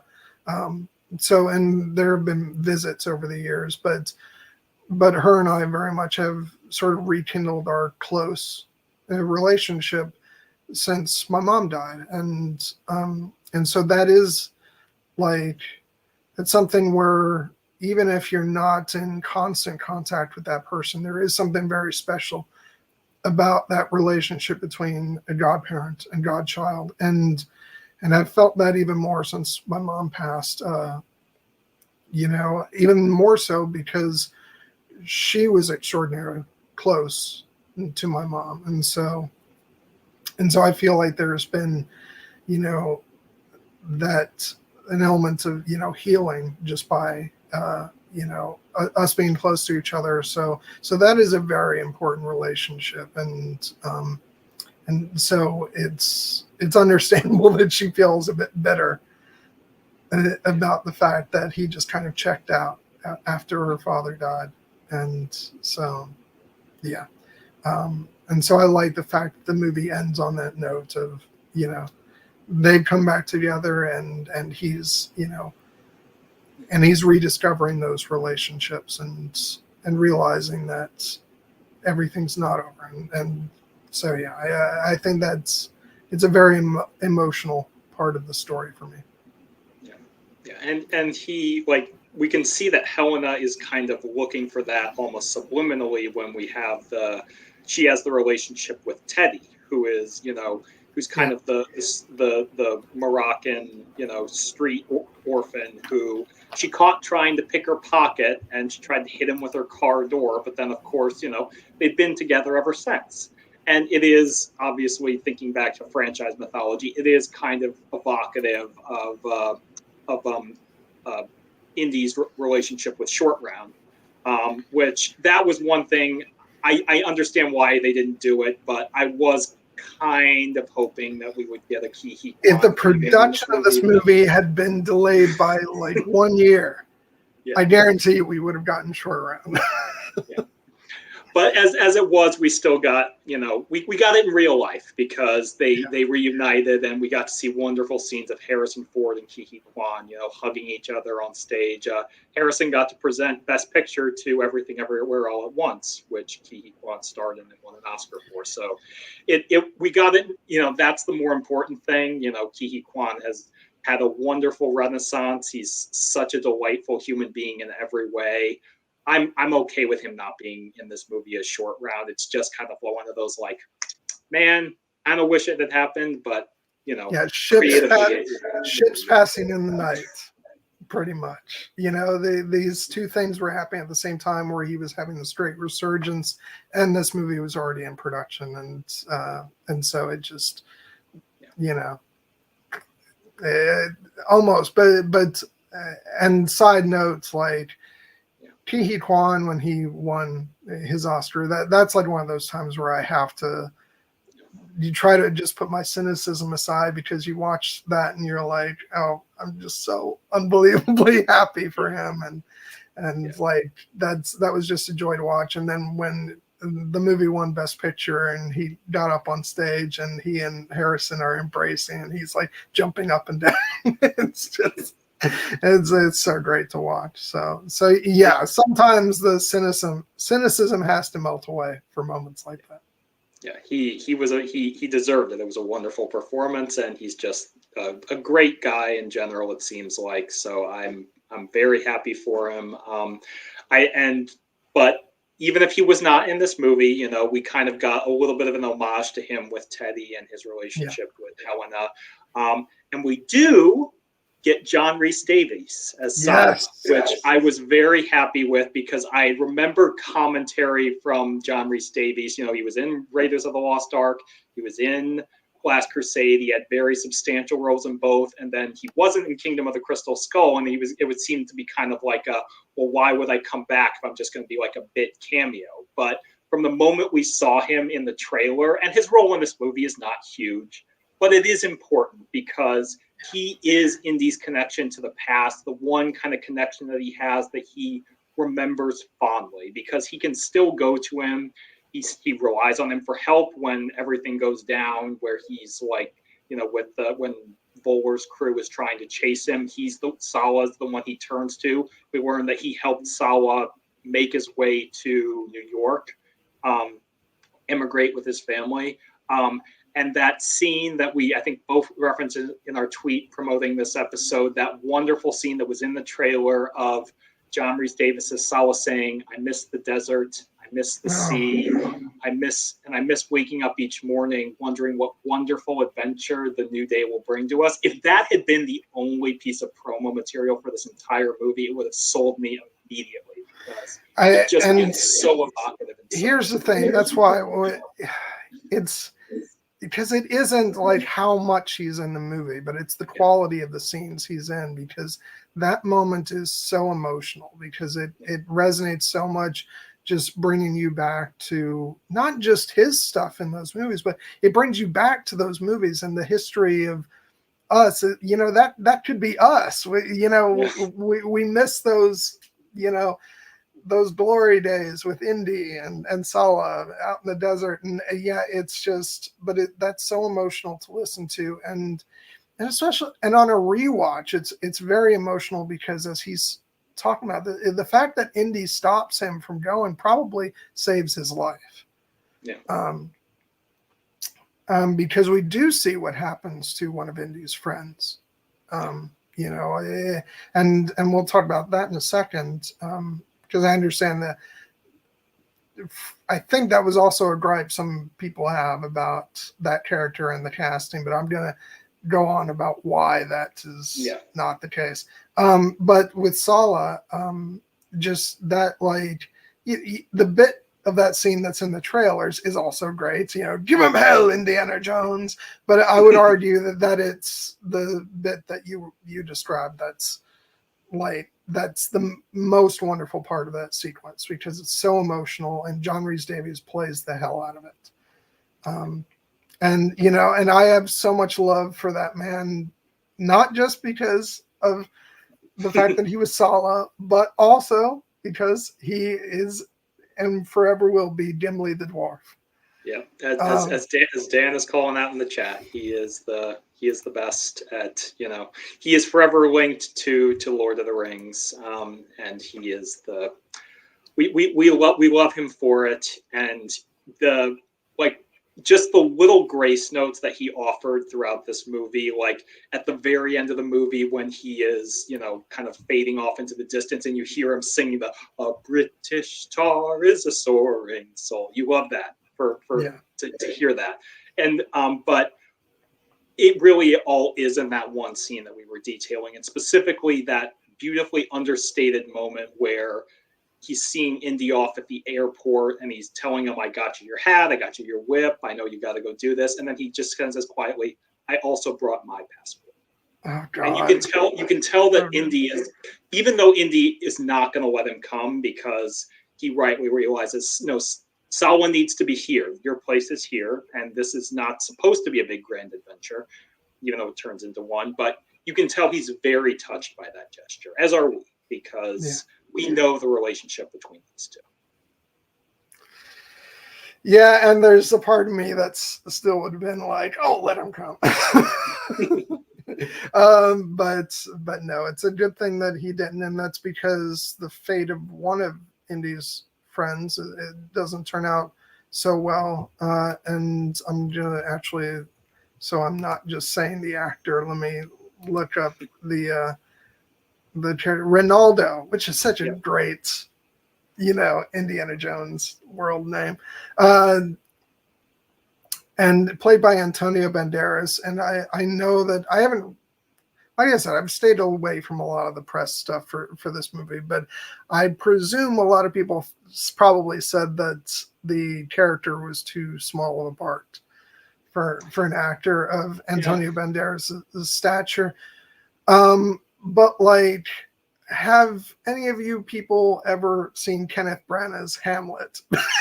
That movie is stacked with huge actors, and Richard Attenborough steps in for the last minute of the movie for like one line as the British ambassador. So don't tell me that small parts can't be filled by, you know, by big actors.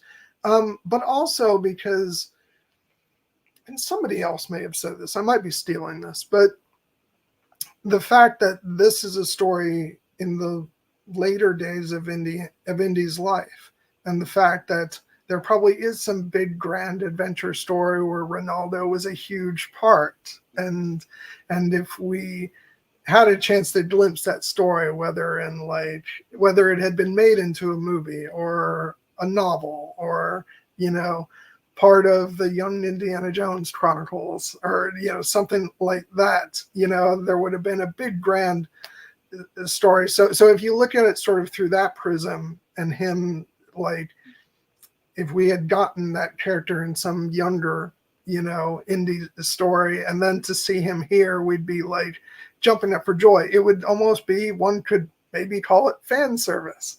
Be like, "Oh, hey, it's Ronaldo," and then, "Oh no, he dies."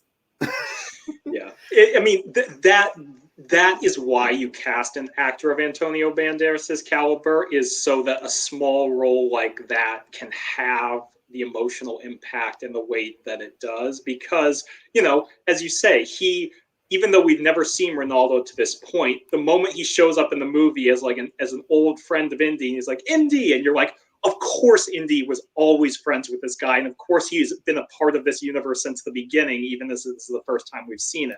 I have kind of like maybe a headcanon, because I know that they made a a video game about Indiana Jones exploring Atlantis at some point. I'm kind of like, I'm sure that Indy and Ronaldo went looking for Atlantis at some point. But regardless, it's a small role, and be clear, Antonio Banderas knew what he signed up for. This wasn't a case of him signing up for a big role that got cut down in the editing room that he's upset about. He was like, I have a chance to be in an Indiana Jones movie? Yeah, who would turn down being in an Indiana Jones movie, regardless of the size of your part? Yeah. I don't think anybody would. No, and I like it because he lends a lot of weight to it, and you feel that there's a history between these two. And and just as we imagine Indy on countless journeys and countless adventures in his prime, like, I love Antonio Banderas. I love young Antonio Banderas. I love old Antonio Banderas, but he's not in his prime anymore either. Like he's, these are not the days of Mask of Zorro, Antonio Banderas.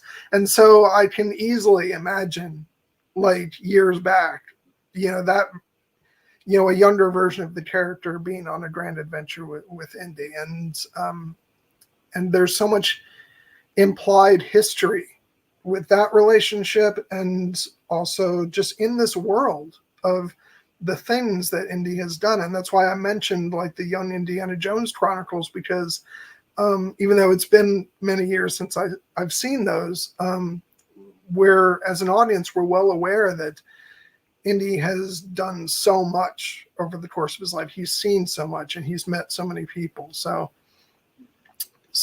yeah, I was perfectly fine with the way they, use this character, and it's implied that they've been on many adventures before. So, and they also use him to give us something that we actually have never seen is in an Indiana Jones movie before, which is an underwater action sequence, which I actually thought was really cool, because that's not something you necessarily would ever think you might see in an Indiana Jones movie, like this kind of like 1960s scuba gear with the hoses, and but as soon as I saw it, I'm like, this is just a really cool way to, in this last movie that's kind of reflecting on a lot of like what's come before for Indy, to give us something that is new effectively for us. I mean, and to have it be so important to the central plot, and also give a nice little twist, because, another big feature that's got to be in every Indiana Jones movie is a sequence with the creepy crawlies, and we all know about Indiana's fear of snakes, and they've done it before. They had the great bit in Kingdom of the Crystal Skull where they have to throw him the snake, and he has to like pretend that it's not a snake in order to get it out of the quicksand. And in this case, they're not snakes, they're eels. But they give a little nod to it in that Teddy's like, they look like snakes, and then he's like, no, they don't. And then it becomes, and it's a funny moment, but it becomes a terrifying sequence, because you're down there, and then you're getting all twisted up, and the eels are swimming everywhere, and you're like, damn, this actually is like legitimately terrifying. But and of course, Indy manages to escape because Helena comes back for him. But it was a clever way to do it. Let's put it that way. And speaking of creepy crawlers, I love the sequence later. Well, what is it? Spiders that start crawling all over them, or some kind of bugs? It was the bugs. That was actually an interesting one for me, because I vividly remember the sequence in Raiders where the tarantulas are crawling all over Sapito, and Indy's just like, these are bugs, get them off. But he's kind of like freaked out about these, and it's like, but that's okay, because it's it's still kind of a weird, creepy thing to be going on. And Indy is probably at the age where he's like, I don't want bugs crawling all over me. Damn it. Yeah, it's a different thing when you're young and you're on top of the world and you think you're invincible, and he's probably like, but the thing about that scene that I love is Helena's reaction, because she is thoroughly terrified. Oh yeah, no, it's so great. She's the example of, no matter how tough an exterior someone puts up, bugs crawling all over you will will scare the shit out of many of people. which there's a, I'm not gonna name a name here because I don't want to call anybody out, but it was so hilarious when we were all at in Dallas for our first get together. You know, while the pandemic was still on, and you were there for a couple days, and we were watching Return of the Jedi, and during the climactic lightsaber battle, one of the people in the room screeched and ran, and I thought they were being emotional at the scene. It was like, oh, geez, I didn't take her for that much of a Star Wars fan. But it was because there was a cockroach on the floor.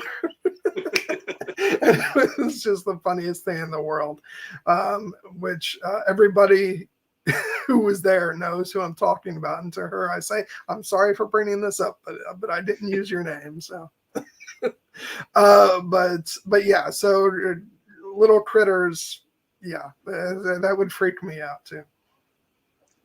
But, yeah, so, and speaking of that part of the movie, you know, when they actually go into the tomb of Archimedes, I just thought that was so cool, the way they did that. Just the fact that the iconography on the tomb, like the phoenix has propellers and, you know, and all that. And it's like, oh my God, it worked. And like, shocker. I don't think we'd get to the end of an Indiana Jones movie and be like, no, actually, you know, it was all false. There actually, you know, is no, you know, fissures in time or anything. I think we knew we were working towards that. Yeah. And I actually think I said it earlier, I think thematically it's perfect for a final Indiana Jones movie to have, you know, the character actually go into the past, go into history. You may have quibbles with how they brought it to life or whatever, but I think thematically you couldn't find anything more perfect. And specifically the way that they deal with the time travel, because time travel, as we know, it can be a tricky thing for, you know, our minds to wrap around, and also for movies to deal with, because you have to kind of decide how you're going to approach it. If you're going to want to do, as Marvel is doing, the branching multiverse, where every choice makes a new timeline. Or if you want to do the Back to the Future route, where you could theoretically overwrite the past and erase yourself. Or if you want to go the Terminator route and have the idea that you can go back in the past and change things, but there are certain points that are inevitable and you can't work around it. But in this case, what they go to is kind of the idea of the closed loop. Whatever happened, happened. You were always meant to go back and do this. And it turns out it's a fixed deck, as Helena said. You actually can't change the past. Yeah, it was the parallel that my mind goes to is very much what they did on Lost, which is what happened. And the fact that they find the watch, you know, in Archimedes' tomb is like that right there is evidence that, you know, that's what we're dealing with. I've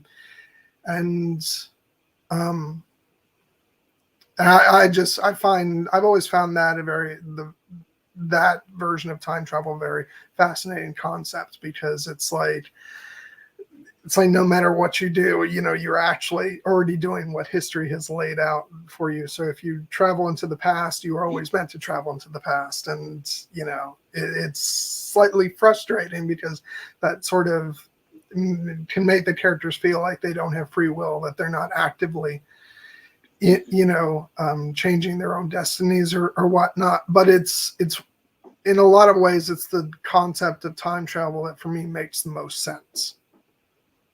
And it's the right one for this series, which is, you know, specifically about history and the power of history. Like the branching multiverse works well for something like comic books in the MCU or DC, where you can kind of you have the possibility of exploring those ideas a bit more fully. Whereas with this, it kind of would have felt a little strange, one, to have Indy actually go back in the past and change it, or the villain in this case, or as we kind of reckon with a bit, the idea, I was nervous about the prospect that they would end the series by having Indy go back in time and stay there.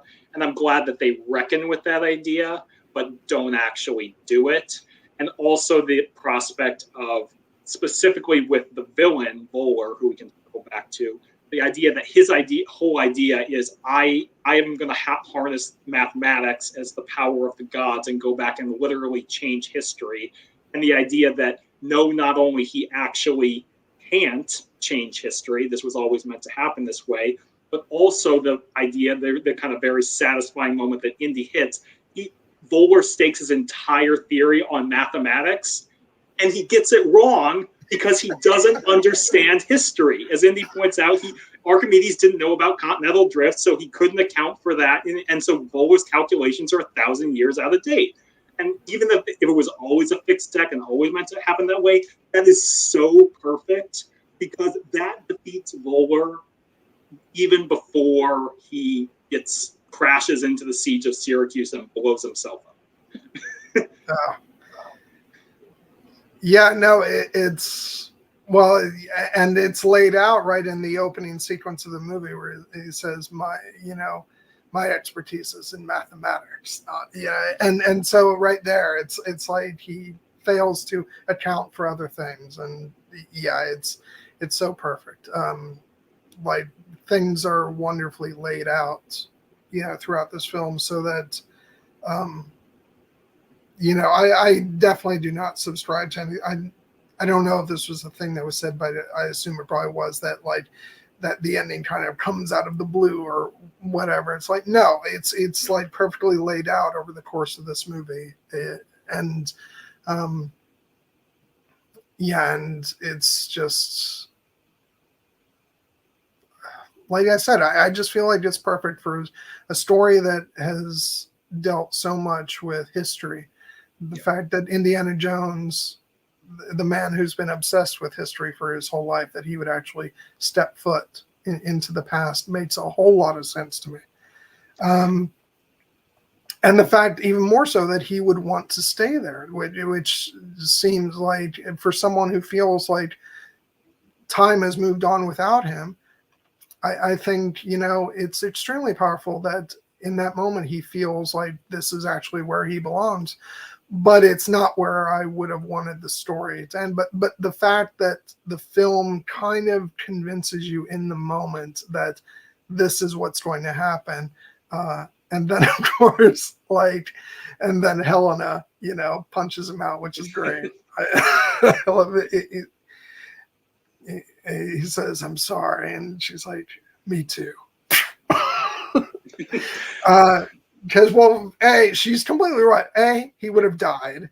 And B, he would have screwed things up if he had been allowed to stay there, which, of course, he never would have been allowed to stay there because, as we've been discussing, time is fixed. What happened.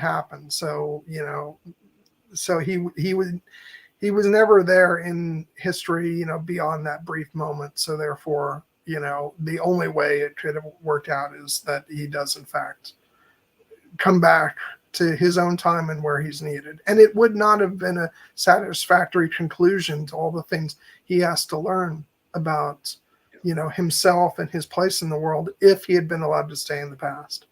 So.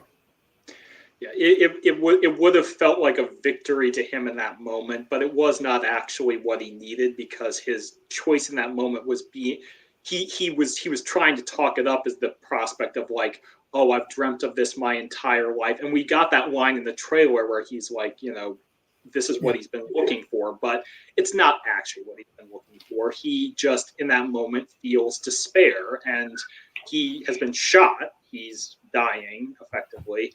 And so he kind of feels like, well, this is it. This is the place that my life should end, and how fitting it is that I will become a part of history and meet the great Archimedes himself. But that ultimately is not where he belongs, and he needs to come back, as Helena points out. And to be fair, there is a version of an Indiana Jones story where I could imagine that, like, that is where Indy ends up. Like, but that is not the story they were telling. Yeah. And so, yeah, I really liked the way that they dealt with that. I thought it was great. It's plot, you know, it's a case of, you know, theme driving the plot rather than, you know, it kind of just being an incidental finding there, because ultimately, you know, Indy being able to come back to the present and move forward this is where the paths of the heroes and the villains diverge, because Voller's destiny, such as it was, in his arrogance, in his, you know, fanaticism, always, as it turns out, was to go back into the past and die there. Yeah. So it's, you know, and that moment is incredibly satisfying on so many levels, because it feels like it's this moment where, good God, you know, he's about to go back in time. He's in full Nazi regalia. Fucking Klaber is in his full Nazi regalia. And you're like, they're going to go back in time and Indy's going to have to stop the Nazis again. But then the brilliance of that is that actually there's also a version of this movie where that makes total sense, where it's like, as they were building that up, I was like, oh, of course this is going to end with Indy going back to, you know, to Germany and to the Nazis. And then of course it goes in a completely different direction. But that was just brilliant. The fact that it felt that the ending that they were hinting towards felt inevitable in the moment as I was watching it, but then turned out to be totally wrong. That's actually not where the story is going. And then where the story does lead, when you go back, you're like, no, that was actually inevitably where the story was going. So the fact that they pulled off those multiple things where, and I have to, like, it's one of those things where, I was really excited at the prospect of Indy going back to fight the Nazis in the past, but I wasn't disappointed when that turned out to not be the case. So yeah, I thought, God, it's so good the way they did that. Yeah, it was, as you say, a diverging plot line where if this movie had a different thematic idea at its base, that probably would have been the climax of the idea that, you know, this evil that we thought we defeated is rising again, and you've got to go back and you've got to keep stopping it. In this case, you go back and stop it at the source. It could have worked, but based on the movie that they had been telling, you know, that was the brilliance of it, is that they lead you into believing that's where it's going, and then they pull the rug out not only from under the audience but from under Voller himself. And Indy gets that triumphant moment where he realizes the truth about continental drift and that Voller's calculations are going to be wrong. And he gets to tell him that. And you get to see Voller's smugness evaporate. And he's finally panics and he tries to turn around. Then he can't. Then he winds up in 213 BC in the siege of Syracuse. And he still thinks he's done it, you know? Yeah. And he's like, I did it, Dr. Jones. And then, you know, he's confidently like, past belongs to us, and and then the moments where they actually start seeing the ships and all that wonderfully hilarious moment where he and what's the other guy's name? Klaber. When they just turn their heads and look at each other. It's just like, it's so hilarious, but it's like it's exactly. There's a very specific thing in movies that I always find satisfying.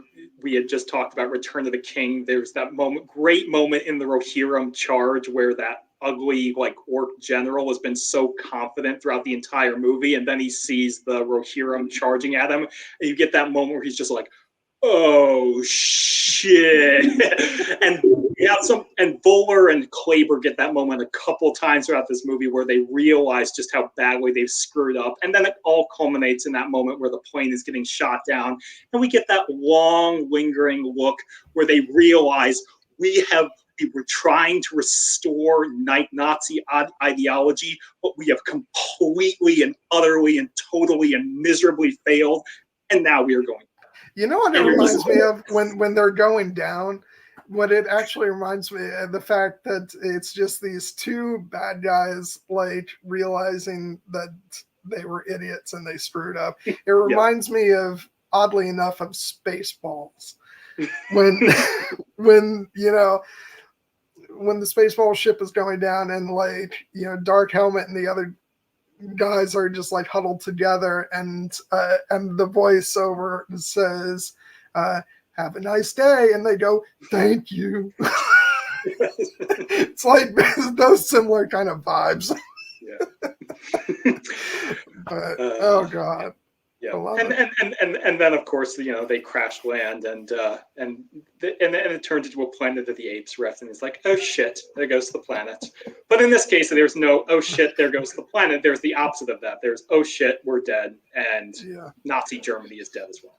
So, but it's so it's a very satisfying sequence, and it's a thrilling one, like in a movie that has a lot of great action scenes. The scene where the plane emerges above the siege of Syracuse, and it's right, you know, the Romans are attacking, and both sides think the plane is a dragon, so they start trying to shoot it down. Well, like, it's thrilling. And this is again talking about how everything is circular, and you know, when right before Teddy gets captured, they're having that little show, you know. Where it's showing the Battle of Syracuse and there's a dragon, and it's like, and then we see that later on, oh, the airplane was the dragon, and it's and of course, you know, you see that in the air, and from their point of view, of course, they thought it was a dragon. There'd be no reason to think it was anything else. So, yeah. So yeah, it's an incredibly satisfying moment, an incredibly satisfying scene, and given the fact that we just talked about his character's death, I feel like this is an appropriate moment to pay tribute to just how awesome Mads Mikkelsen was in this movie and in general, like playing. He's incredible. I mean, I mentioned he's one of my favorite working actors today. Like, there are so many reasons for that. The one that my single favorite performance of his, and honestly one of my single favorite performances I've ever seen from an actor over the course of his entire run, is his performance as Hannibal Lecter in the 3 seasons of the NBC show Hannibal, because it's such a quiet, understated performance, but it is iconic in the best ways, and it's so incredible for an actor of Mads Mikkelsen's caliber that you're like, you thought Anthony Hopkins defined Hannibal Lecter, and then this unknown actor from Denmark comes in and just completely gives a performance that, in my mind, like, he is now the definitive version of that character. But he's had so many performances like that throughout his career, and he just he's so expressive with so little that he can do with his face and his eyes and the little timbres of his voice. He's amazing. I still have not seen the entirety of Hannibal. I know that I've seen like a couple of the first episodes of the series, but that was when it was originally on the air, and I just didn't stick with it for whatever reason. But I've heard it's a dark, violent show. You know, yeah, it's hard watch, but he's wonderful in it, and he only gets better. But yeah, no, he's an absolutely phenomenal actor, and he's just, you know, he's one of those actors with such a unique look. Like, even though you can certainly see, obviously, the similarities between him and his brother Lars, you know, who has also been in many great things. Most notably, is he's Thrawn in Star Wars. And Matt Mikkelsen is also in Star Wars as Galen Erso. So. Yeah, which I was going to say, having not seen Hannibal, I think that, you know, even though it's a smaller part, I think his performance as Galen Erso is the one that like rises to the top for me, because especially for an actor who is so well known for being like the creepy villain. To see him as Dalen Erso, who is just like, he's such a caring, individual who's like personifies, that loving father, and it just feels so cruel that Jen is separated from him, and as well as her mother, and and that scene where it's his hologram giving a message to her, and just and Michael Giacchino's music through that scene, and then when he starts describing about the Death Star and the weakness that he's put into it, it's just like, I don't think that Rogue One is a perfect film. I have some issues with some of the script here and there, but everything relating to him is so pitch perfect, and I just would love to see more of that character. I'm not sure in what context that would really work, but he gave such an amazing performance, and also he was great in Casino Royale as well, which it was one of his first big iconic. Oh yeah, I mean roles. that was the first time I ever saw him, and he was one of those actors we were just like, who is that? Because he was so iconic. But yeah, I can't recommend Hannibal highly enough. It is my second favorite TV show ever, after only Game of Thrones. But I will say the first time I saw Mads Mikkelsen in anything, funny enough, was the movie King Arthur. Oh yeah, no, he's. Well, actually, I had seen that beforehand. I just didn't really like associate him as, because he was lesser known. It's a smaller role, but. Hugh Dancy, who stars with Mads Mikkelsen in Hannibal, is actually also in that movie. Oh, there are so many amazing actors in that movie. Even though, yes, it's not the greatest movie in the world.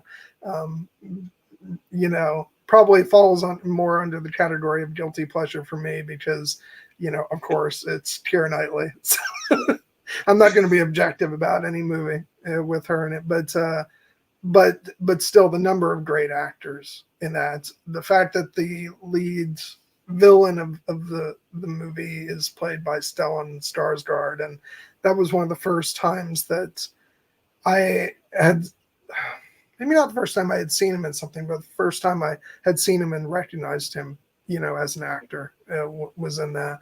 And so yeah, a lot of great actors, in their early days were in that movie. And I know you said it was a guilty pleasure. I'd be happy to do a Knights of Kira on King Arthur if the time arose. I know AR would be very keen on that because we very very attractive.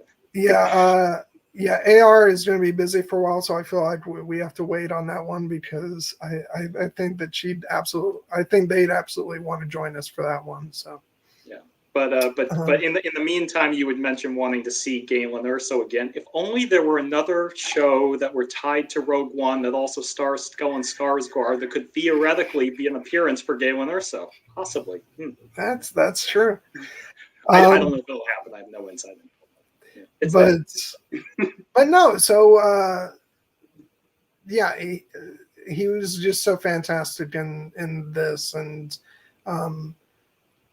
We talked about some of his comedic bits, but then there's also moments that just make your skin crawl with like, oh, this guy's the worst. It's the conversation he has with the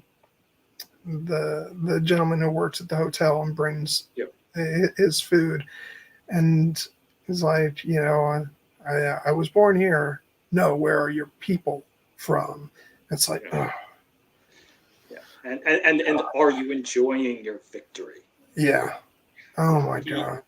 It's such an oily performance, because what's interesting is when we see him in the flashback, he kind of comes across as a bit more like dweeby, for lack of a better term. He's much more like of a bookish academic. He recognizes that the Lance of Longinus is fake. We see his obsession with the dial. So the seeds of his character are there.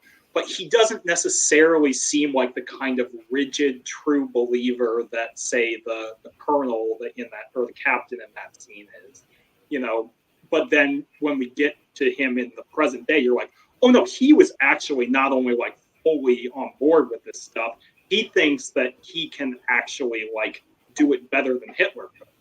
And so that's why, so it kind of is an unspooling in that way. And it makes him like a worthy adversary, given the fact that for as many villains as Indy has come up against throughout the series, his most enduring foil was always the Nazis. So it felt fitting that you would come back to the Nazis for the final film in the series. But given the chronology, how do you tie them back in at this stage? Well, as we see, even though Nazi Germany was defeated, that ideology did not die. It unfortunately still hasn't. And so tying that back into the theme and to the plot mechanics of the movie, I thought was actually very successful. And it was very satisfying to see Indy get one over on the Nazis one final time.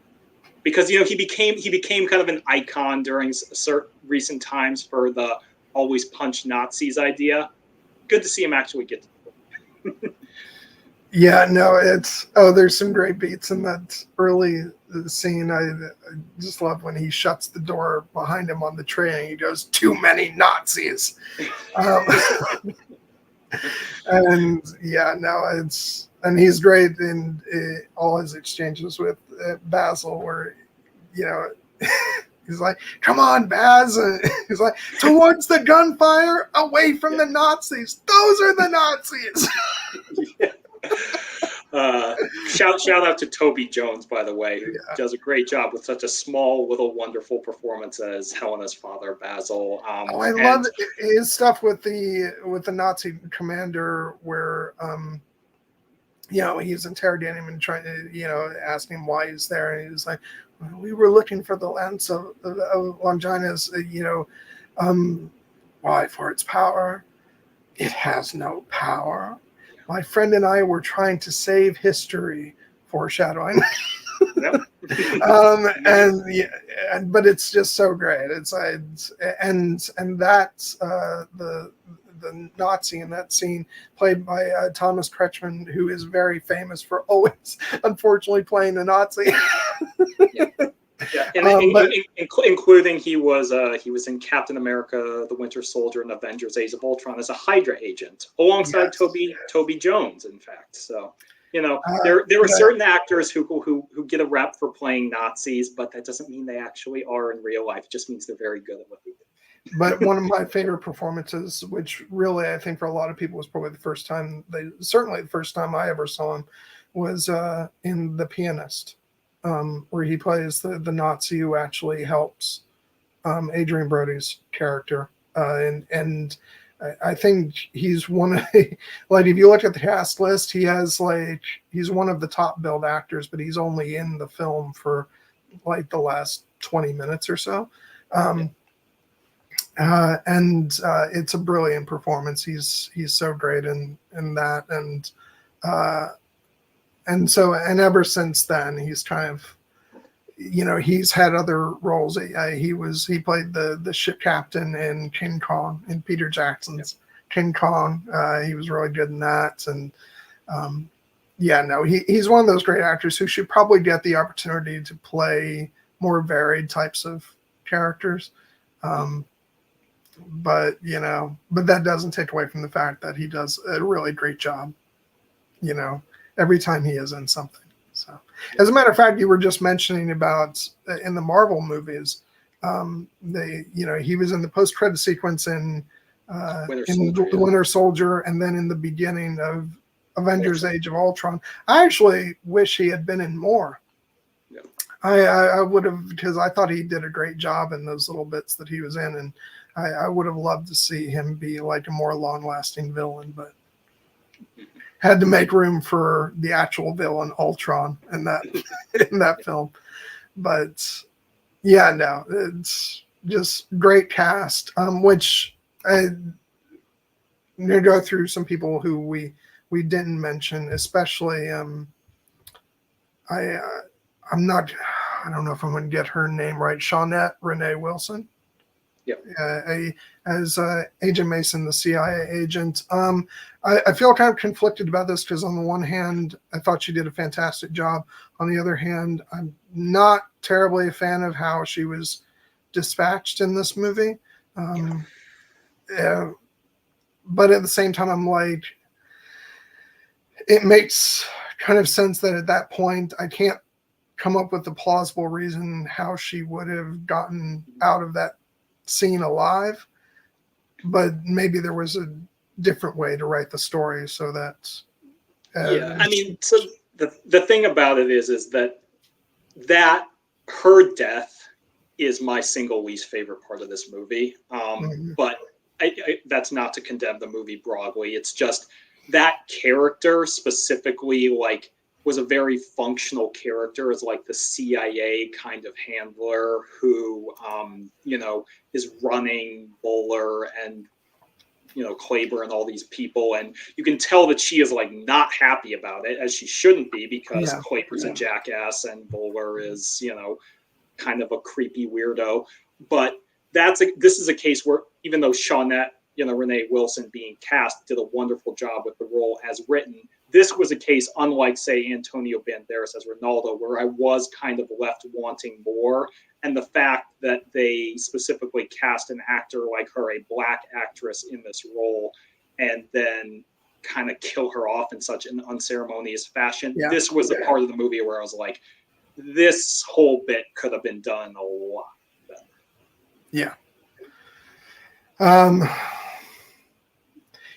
That's one of those things where the story is structured. I understand why, like, as things were unfolding, why she's not in the third act, but maybe that's an instance where you should probably go back and retool some things with the story. Because I agree. It's probably one of, if not my most, or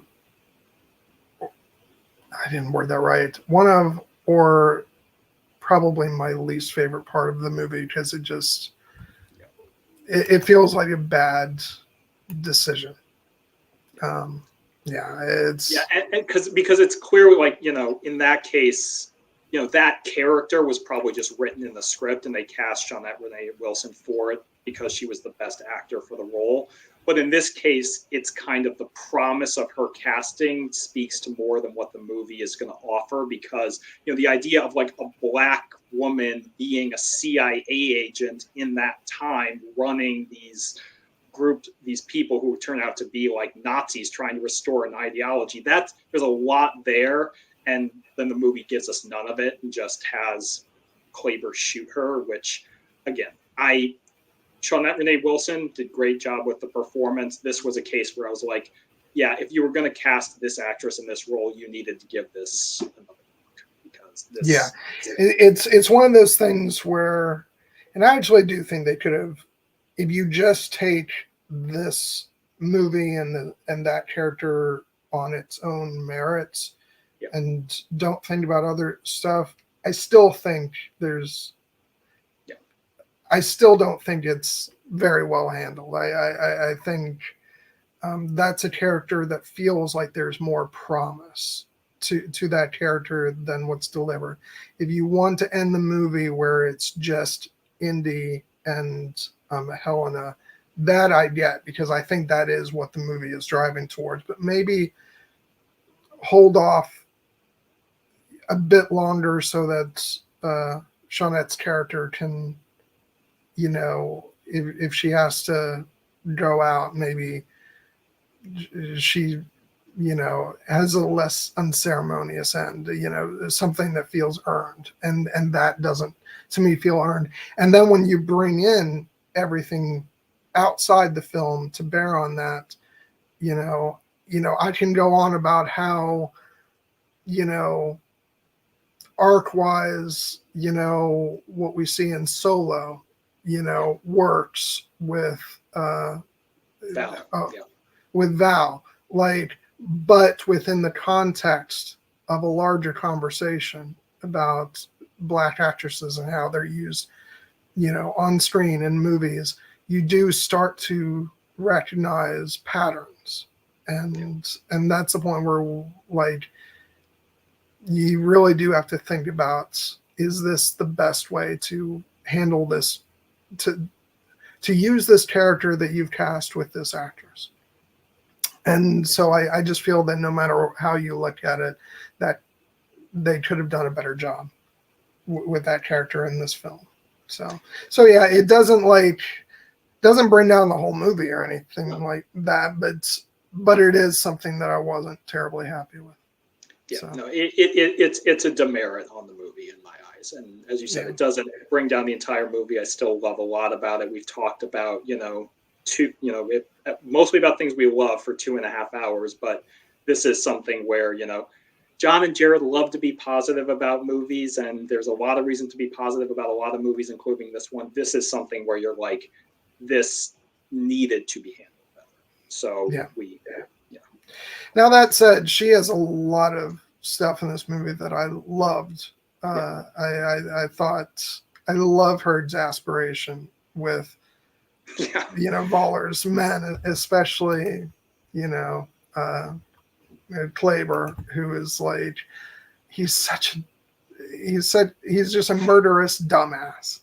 He is the worst, as we alluded to earlier in the movie, in the fact where we have a literal former Nazi coming back to try and change the past in this movie. The fact that Klaber is even more contemptible because he's an American who wants to be a Nazi and is willing to betray his country, betray everything it stands for, to go back and literally cosplay as a fascist. He is just the worst person imaginable, and it's very satisfying when, 1, Indy punches him in the face, 2, when he gets called out repeatedly, and 3, when he dies. So good job.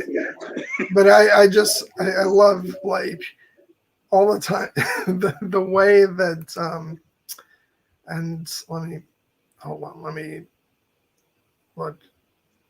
Yeah, so when Agent Mason, when she's just looked like glaring at him throughout the movie, I think she has so many wonderful moments of just like, this fucking guy.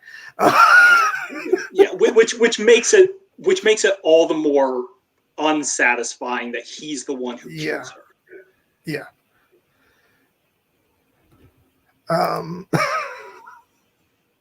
There's never enough. It's so great, but it's just like I was saying, she does a lot of.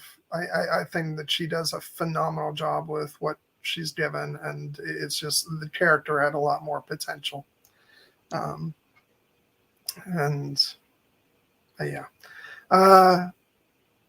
I love the way Indy punches not just in Klaber, but all the Nazis in this movie. I love in the opening act of the movie, or when he punches Waller and he puts up his hat and then punches him.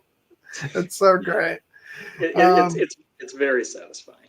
And since we're talking about Nazi stooges, I think it's Oliver Richter's who plays Hauk, who's the kind of big hulking Nazi in the movie. Yeah. He's an interesting role. I mean, not like the character is just kind of there to be muscle, but another staple of all the Indiana Jones movies is that Indy has the fight with the big hulking henchman.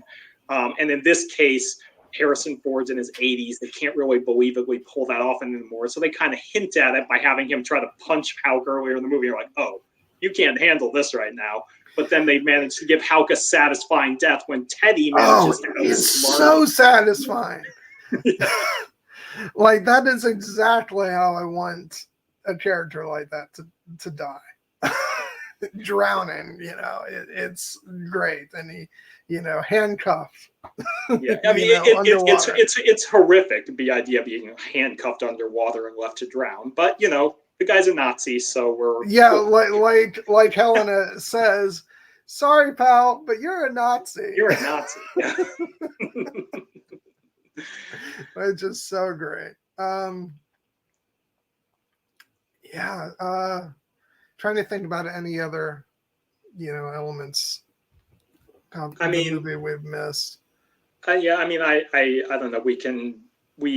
I think we talked about the endings, like the sequence in the past. The fact that there's literally Archimedes. They meet Archimedes in this movie. I don't know the actor's name, but he does a very good job with that small but pivotal role.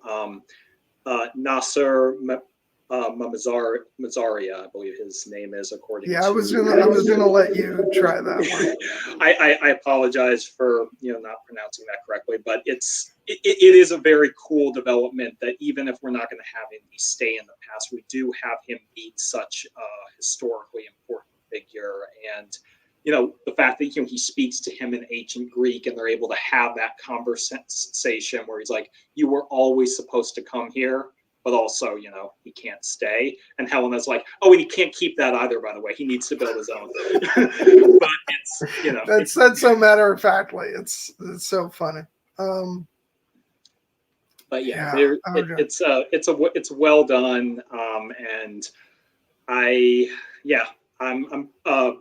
Game of Thrones cameo with I think it's the guy who plays the Roman soldier, Mark Colleen. He played the absolutely obnoxious Titan of Bravos in season 3 of Game of Thrones. So that's kind of a nice. I'm gonna have to look that up. Yeah. The guy who's like being a disgusting pig to Dany and then get killed by Dario. It's that guy. He plays the lead. Oh, okay. Yeah. Gotcha. Oh yes, I remember him now. Okay. Yeah. Just a small connection. Always bring it back to Game of Thrones. Also, you mean the alternate universe Dario? Well, yeah, I mean, like that was there were the Ed Skrein Dario rather than the Michael Huisman Dario, who are now co-starring in Rebel Moon together. So. Which like sidebar, I like at the time I remember being annoyed by this, but now I just laugh about it. Like the fact that every time they recast a part on Game of Thrones, like there wasn't even an attempt to make the characters look similar. To make the actors look, similar to the person who played before. It's like, no, this is just a completely different take on the character. I honestly respect it because they're just like we've got enough part cast to worry about. You're gonna just roll with this. Yeah. I'm sorry, this is not a Game of Thrones conversation, but I just remember like before Game of Thrones discourse got too awful for me. I just remember the conversation going into season 4 of Game of Thrones was like, are they going to make Dario a shapeshifter? To explain why he looks completely different. It's like, no. It's just a recast. Yeah, just too many theories. It's not like the A Song of Ice and Fire fandom isn't known for its wild theories. Shout out to Bolt On, but and that got more and more tiring as the show went on. But anyway, that's another discussion. I think this might be our cue to start talking about the ending of the movie.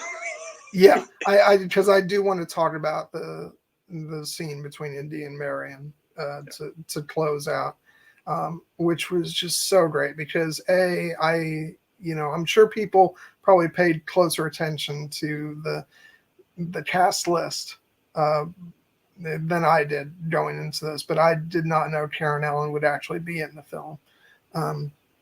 So it was just so wonderful when the door opens and there she is. And, I just love their conversation and the callback to Raiders and just love. She's like, "Does it hurt?" And he says, "Everything hurts." And she know how to.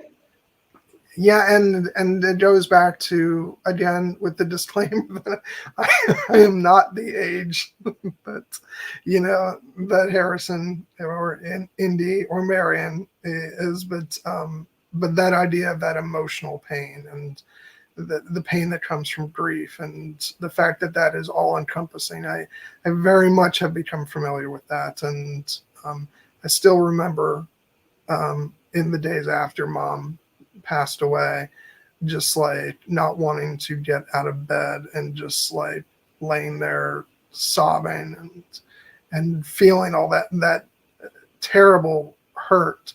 And so when I hear, you know, that line of everything hurts,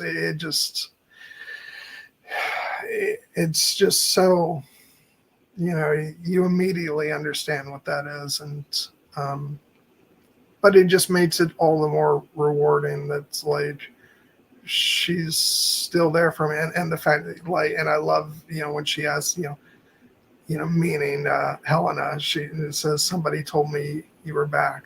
Are you back, Indy? And yeah, that was the line that really got me like emotional to the point of tearing up a little bit during that sequence, you know, because it is such, you know, there's so much unspoken between these two characters. We've seen them, you know, since the first movie, and Marian is the great love of his life, you know, and I picked up a detail that I missed on other viewings, which was in the first sequence of the movie. I didn't realize that as, you know, as the Nazis taking things out of Indy's bag, you know, you see the hat, you see the whip, but there's also a picture of Marian. And like, that is just like, you know, that going all the way back to, you know, even though they weren't, you know, together for many years, the fact that he was always carrying around, you know, her picture is just so emotional. And at that point in the timeline in 1944, they weren't together because they separate and then they don't get back together until Kingdom of the Crystal Skull, which is in 1957, I believe. But he's still carrying that picture, as you say, and there's that line in Kingdom of the Crystal Skull where they talk about, you know, he's like, there were a lot of other women, like, but they weren't you, honey. And, you know, so it was, they always had that bond. And one of the things I found so emotionally powerful about it is they don't really even need to acknowledge the loss aloud. Like, Indy has that moment with Helena on the boat, a wonderful scene where she's talking to him about how would you use the dial, and he's talking about, like, I wouldn't go back to, you know, use it to go visit some historical figure, which he ultimately does. It's like, I would use it to tell my son to stop my son from enlisting. And she's asked, what would you say? And he's like, I would tell him that he would die, and that his mother would find no end to her grief, and that his father would be helpless to console her, and the loss would put an end to their marriage. And, you know, and we know that the loss of their son destroyed Marian emotionally, but it also destroyed Indy, you know.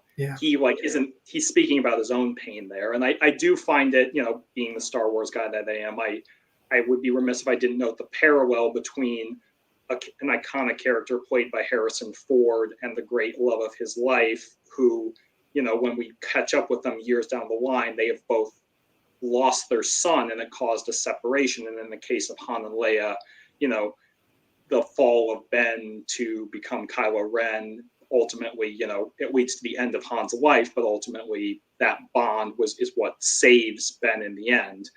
But in this case, you know, this isn't, you know, there aren't Force ghosts in Indiana Jones, so Mutt is gone, and Indy and Marian are working through their grief. And when they come back together finally, like, they don't need to talk about it in that moment, though I'm sure they will. It's just they know how much each other is hurting. And when Marian is just like, someone told me you were back. Are you back, Indy? It says so much about the fact that what drove them apart, this terrible loss, this open wound, you know, it was ragged on both ends, but together they can start to bring it back together. And so I love that scene. And even though I did not know that Karen Allen would be in the movie for sure, because they kept her name out of the marketing material, she wasn't in any of the trailers, I had a strong feeling she would be in the movie.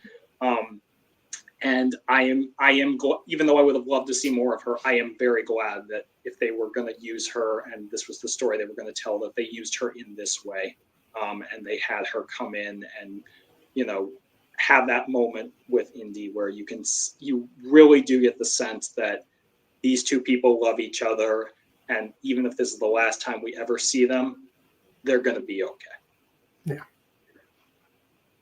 And again, the callback to Raiders is great. You know, where doesn't it hurt? Here. Here.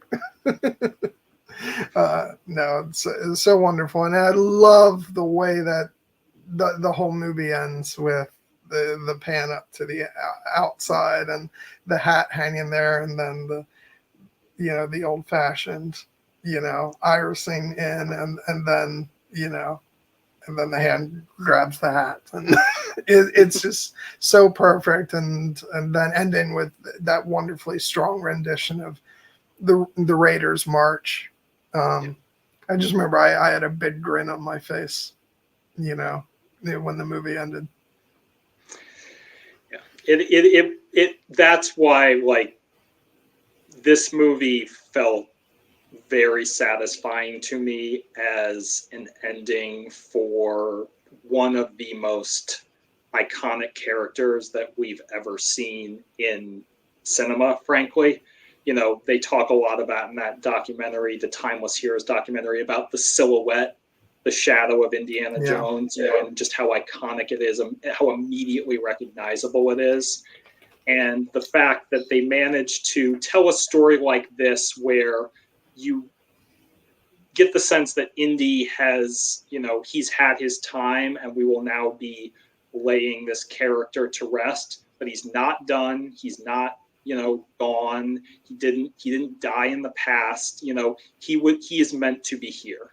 And for that reason, it is okay for us as the audience, and for Harrison Ford to leave him here and be grateful for everything that has come before. Yeah. Even if it hurts.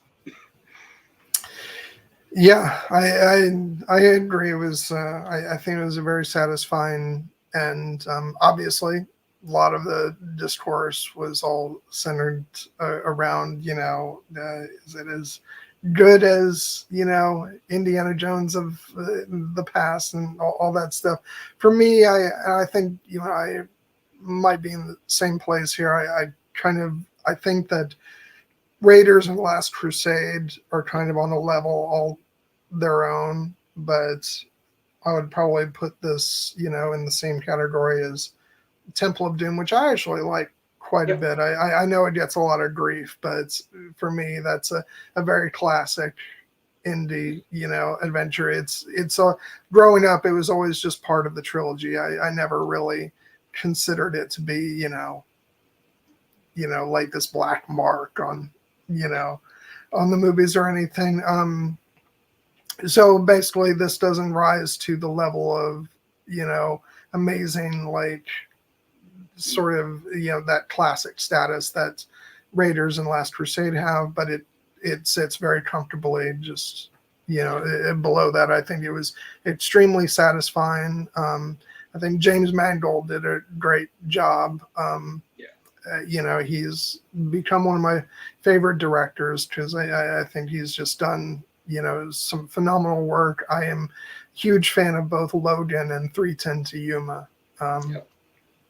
And which are films that have not yet been covered on this channel, and which I'm sure we'll get to. But they will definitely. Logan. That one is probably my favorite film of his. Yes, it just had me destroyed me emotionally at the end of it, but in the best way. This did not quite reduce me to the same level of tears, but I do feel it was a very satisfying end. And I think that James Mangold, whose name we probably haven't mentioned enough throughout this discussion, did an incredibly admirable job of taking over from one of the most iconic and best directors ever in Steven Spielberg to conclude this final chapter with Spielberg's full blessing, we must add. And so I feel very happy with the way it leaves things.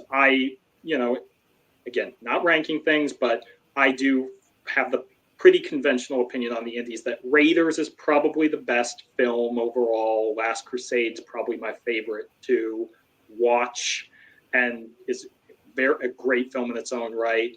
Temple of Doom, it's a lot of great stuff. It is probably the most dated, not only for its cultural references, but just in terms of like, that's the kind of movie you'd have a hard time getting made today. Significant for being the first, PG-13 movie.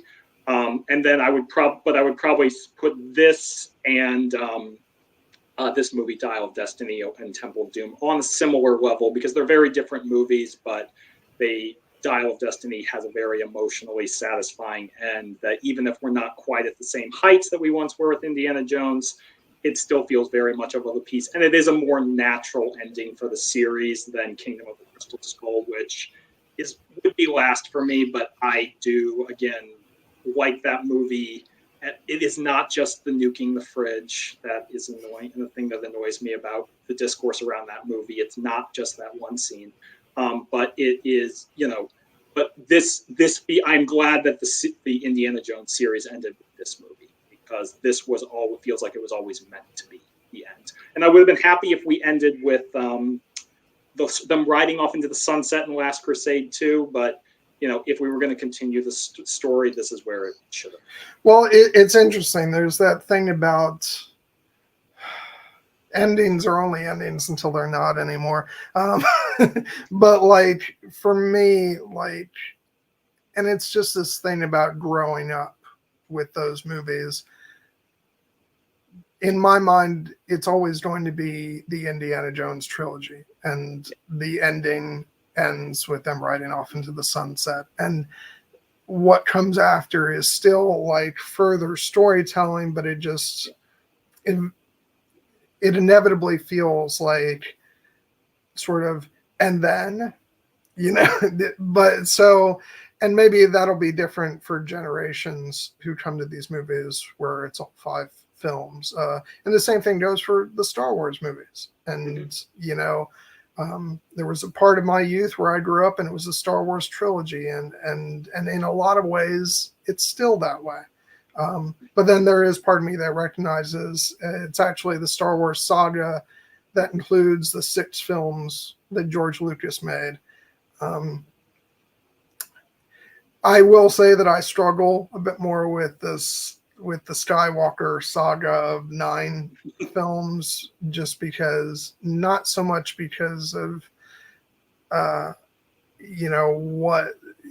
how much those later films work or do not work or any of that, but it's just because I think you grow up with something and then at a certain point that becomes solidified in your memory. And so yeah, I struggle with certain things in that regard, but that doesn't mean that I don't still enjoy those later films. And I feel like it's the same way here. Like I thought this was absolutely phenomenal and a fitting, final act in Indy's story. Even if when I, in my deepest heart, I still think of the ride off into the sunset as like the big ending to what I knew as Indiana Jones. But so yeah, it's kind of it is hard to top that ending. And again, I think Last Crusade is a better overall movie. I just think that if you're going to continue the story and have it feel naturalistic, this is a nice place to leave the character of Indiana Jones if Harrison Ford's going to, set his fedora and his whip down and not pick him up again, which I do believe that will be the case. I love the Skywalker saga for so many reasons. We'll be talking about it on this channel in detail. But if we're talking about like movies that had like a near perfect trilogy and then continued on for 5 movies, let's just say that this ending much better than the Pirates of the Caribbean 5th movie. So so like it will always have that. that was not to end things on a down humorous note. The idea of like that's an example of like taking a trilogy that probably should have just been a trilogy and like just keeping going as you can in this case, I actually feel like Indiana Jones is a 5-movie saga will hold up, rather, even if the trilogy it will always be special. Yeah, I would say it's like, it's different. Like, it's different stages of storytelling. Like, Last Crusade was a definitive ending on the story back in 1989. That was a long time ago. It's things change, and and we'll save a larger conversation until later about how I feel about the nature of storytelling and how it evolves over time. Because especially as it relates to like the Star Wars universe, a lot of people split that into canon versus non-canon when talking about, the later films and then the Legends books and things like that. For me, it's less about what's canon and what's not canon and how the storytelling changed over time. And you have different eras of Star Wars storytelling. And so it kind of feels similar here, not in quite the same way, but in a similar vein of, like, for many years, Last Crusade was the ending and you had the Indiana Jones trilogy. But then guess what? Harrison wanted to come back as Indy, and who's gonna tell him no? And and I think they did a great job capping off his character with this movie. Yeah, and to that front, I'll just say, like, with something like Star Wars, there's a whole galaxy out there, so it feels a little bit more natural to say, like, pass the torch to a new generation and allow them to, like, take on the mantle while having the original heroes kind of become supporting characters, and then let the new heroes continue on the story.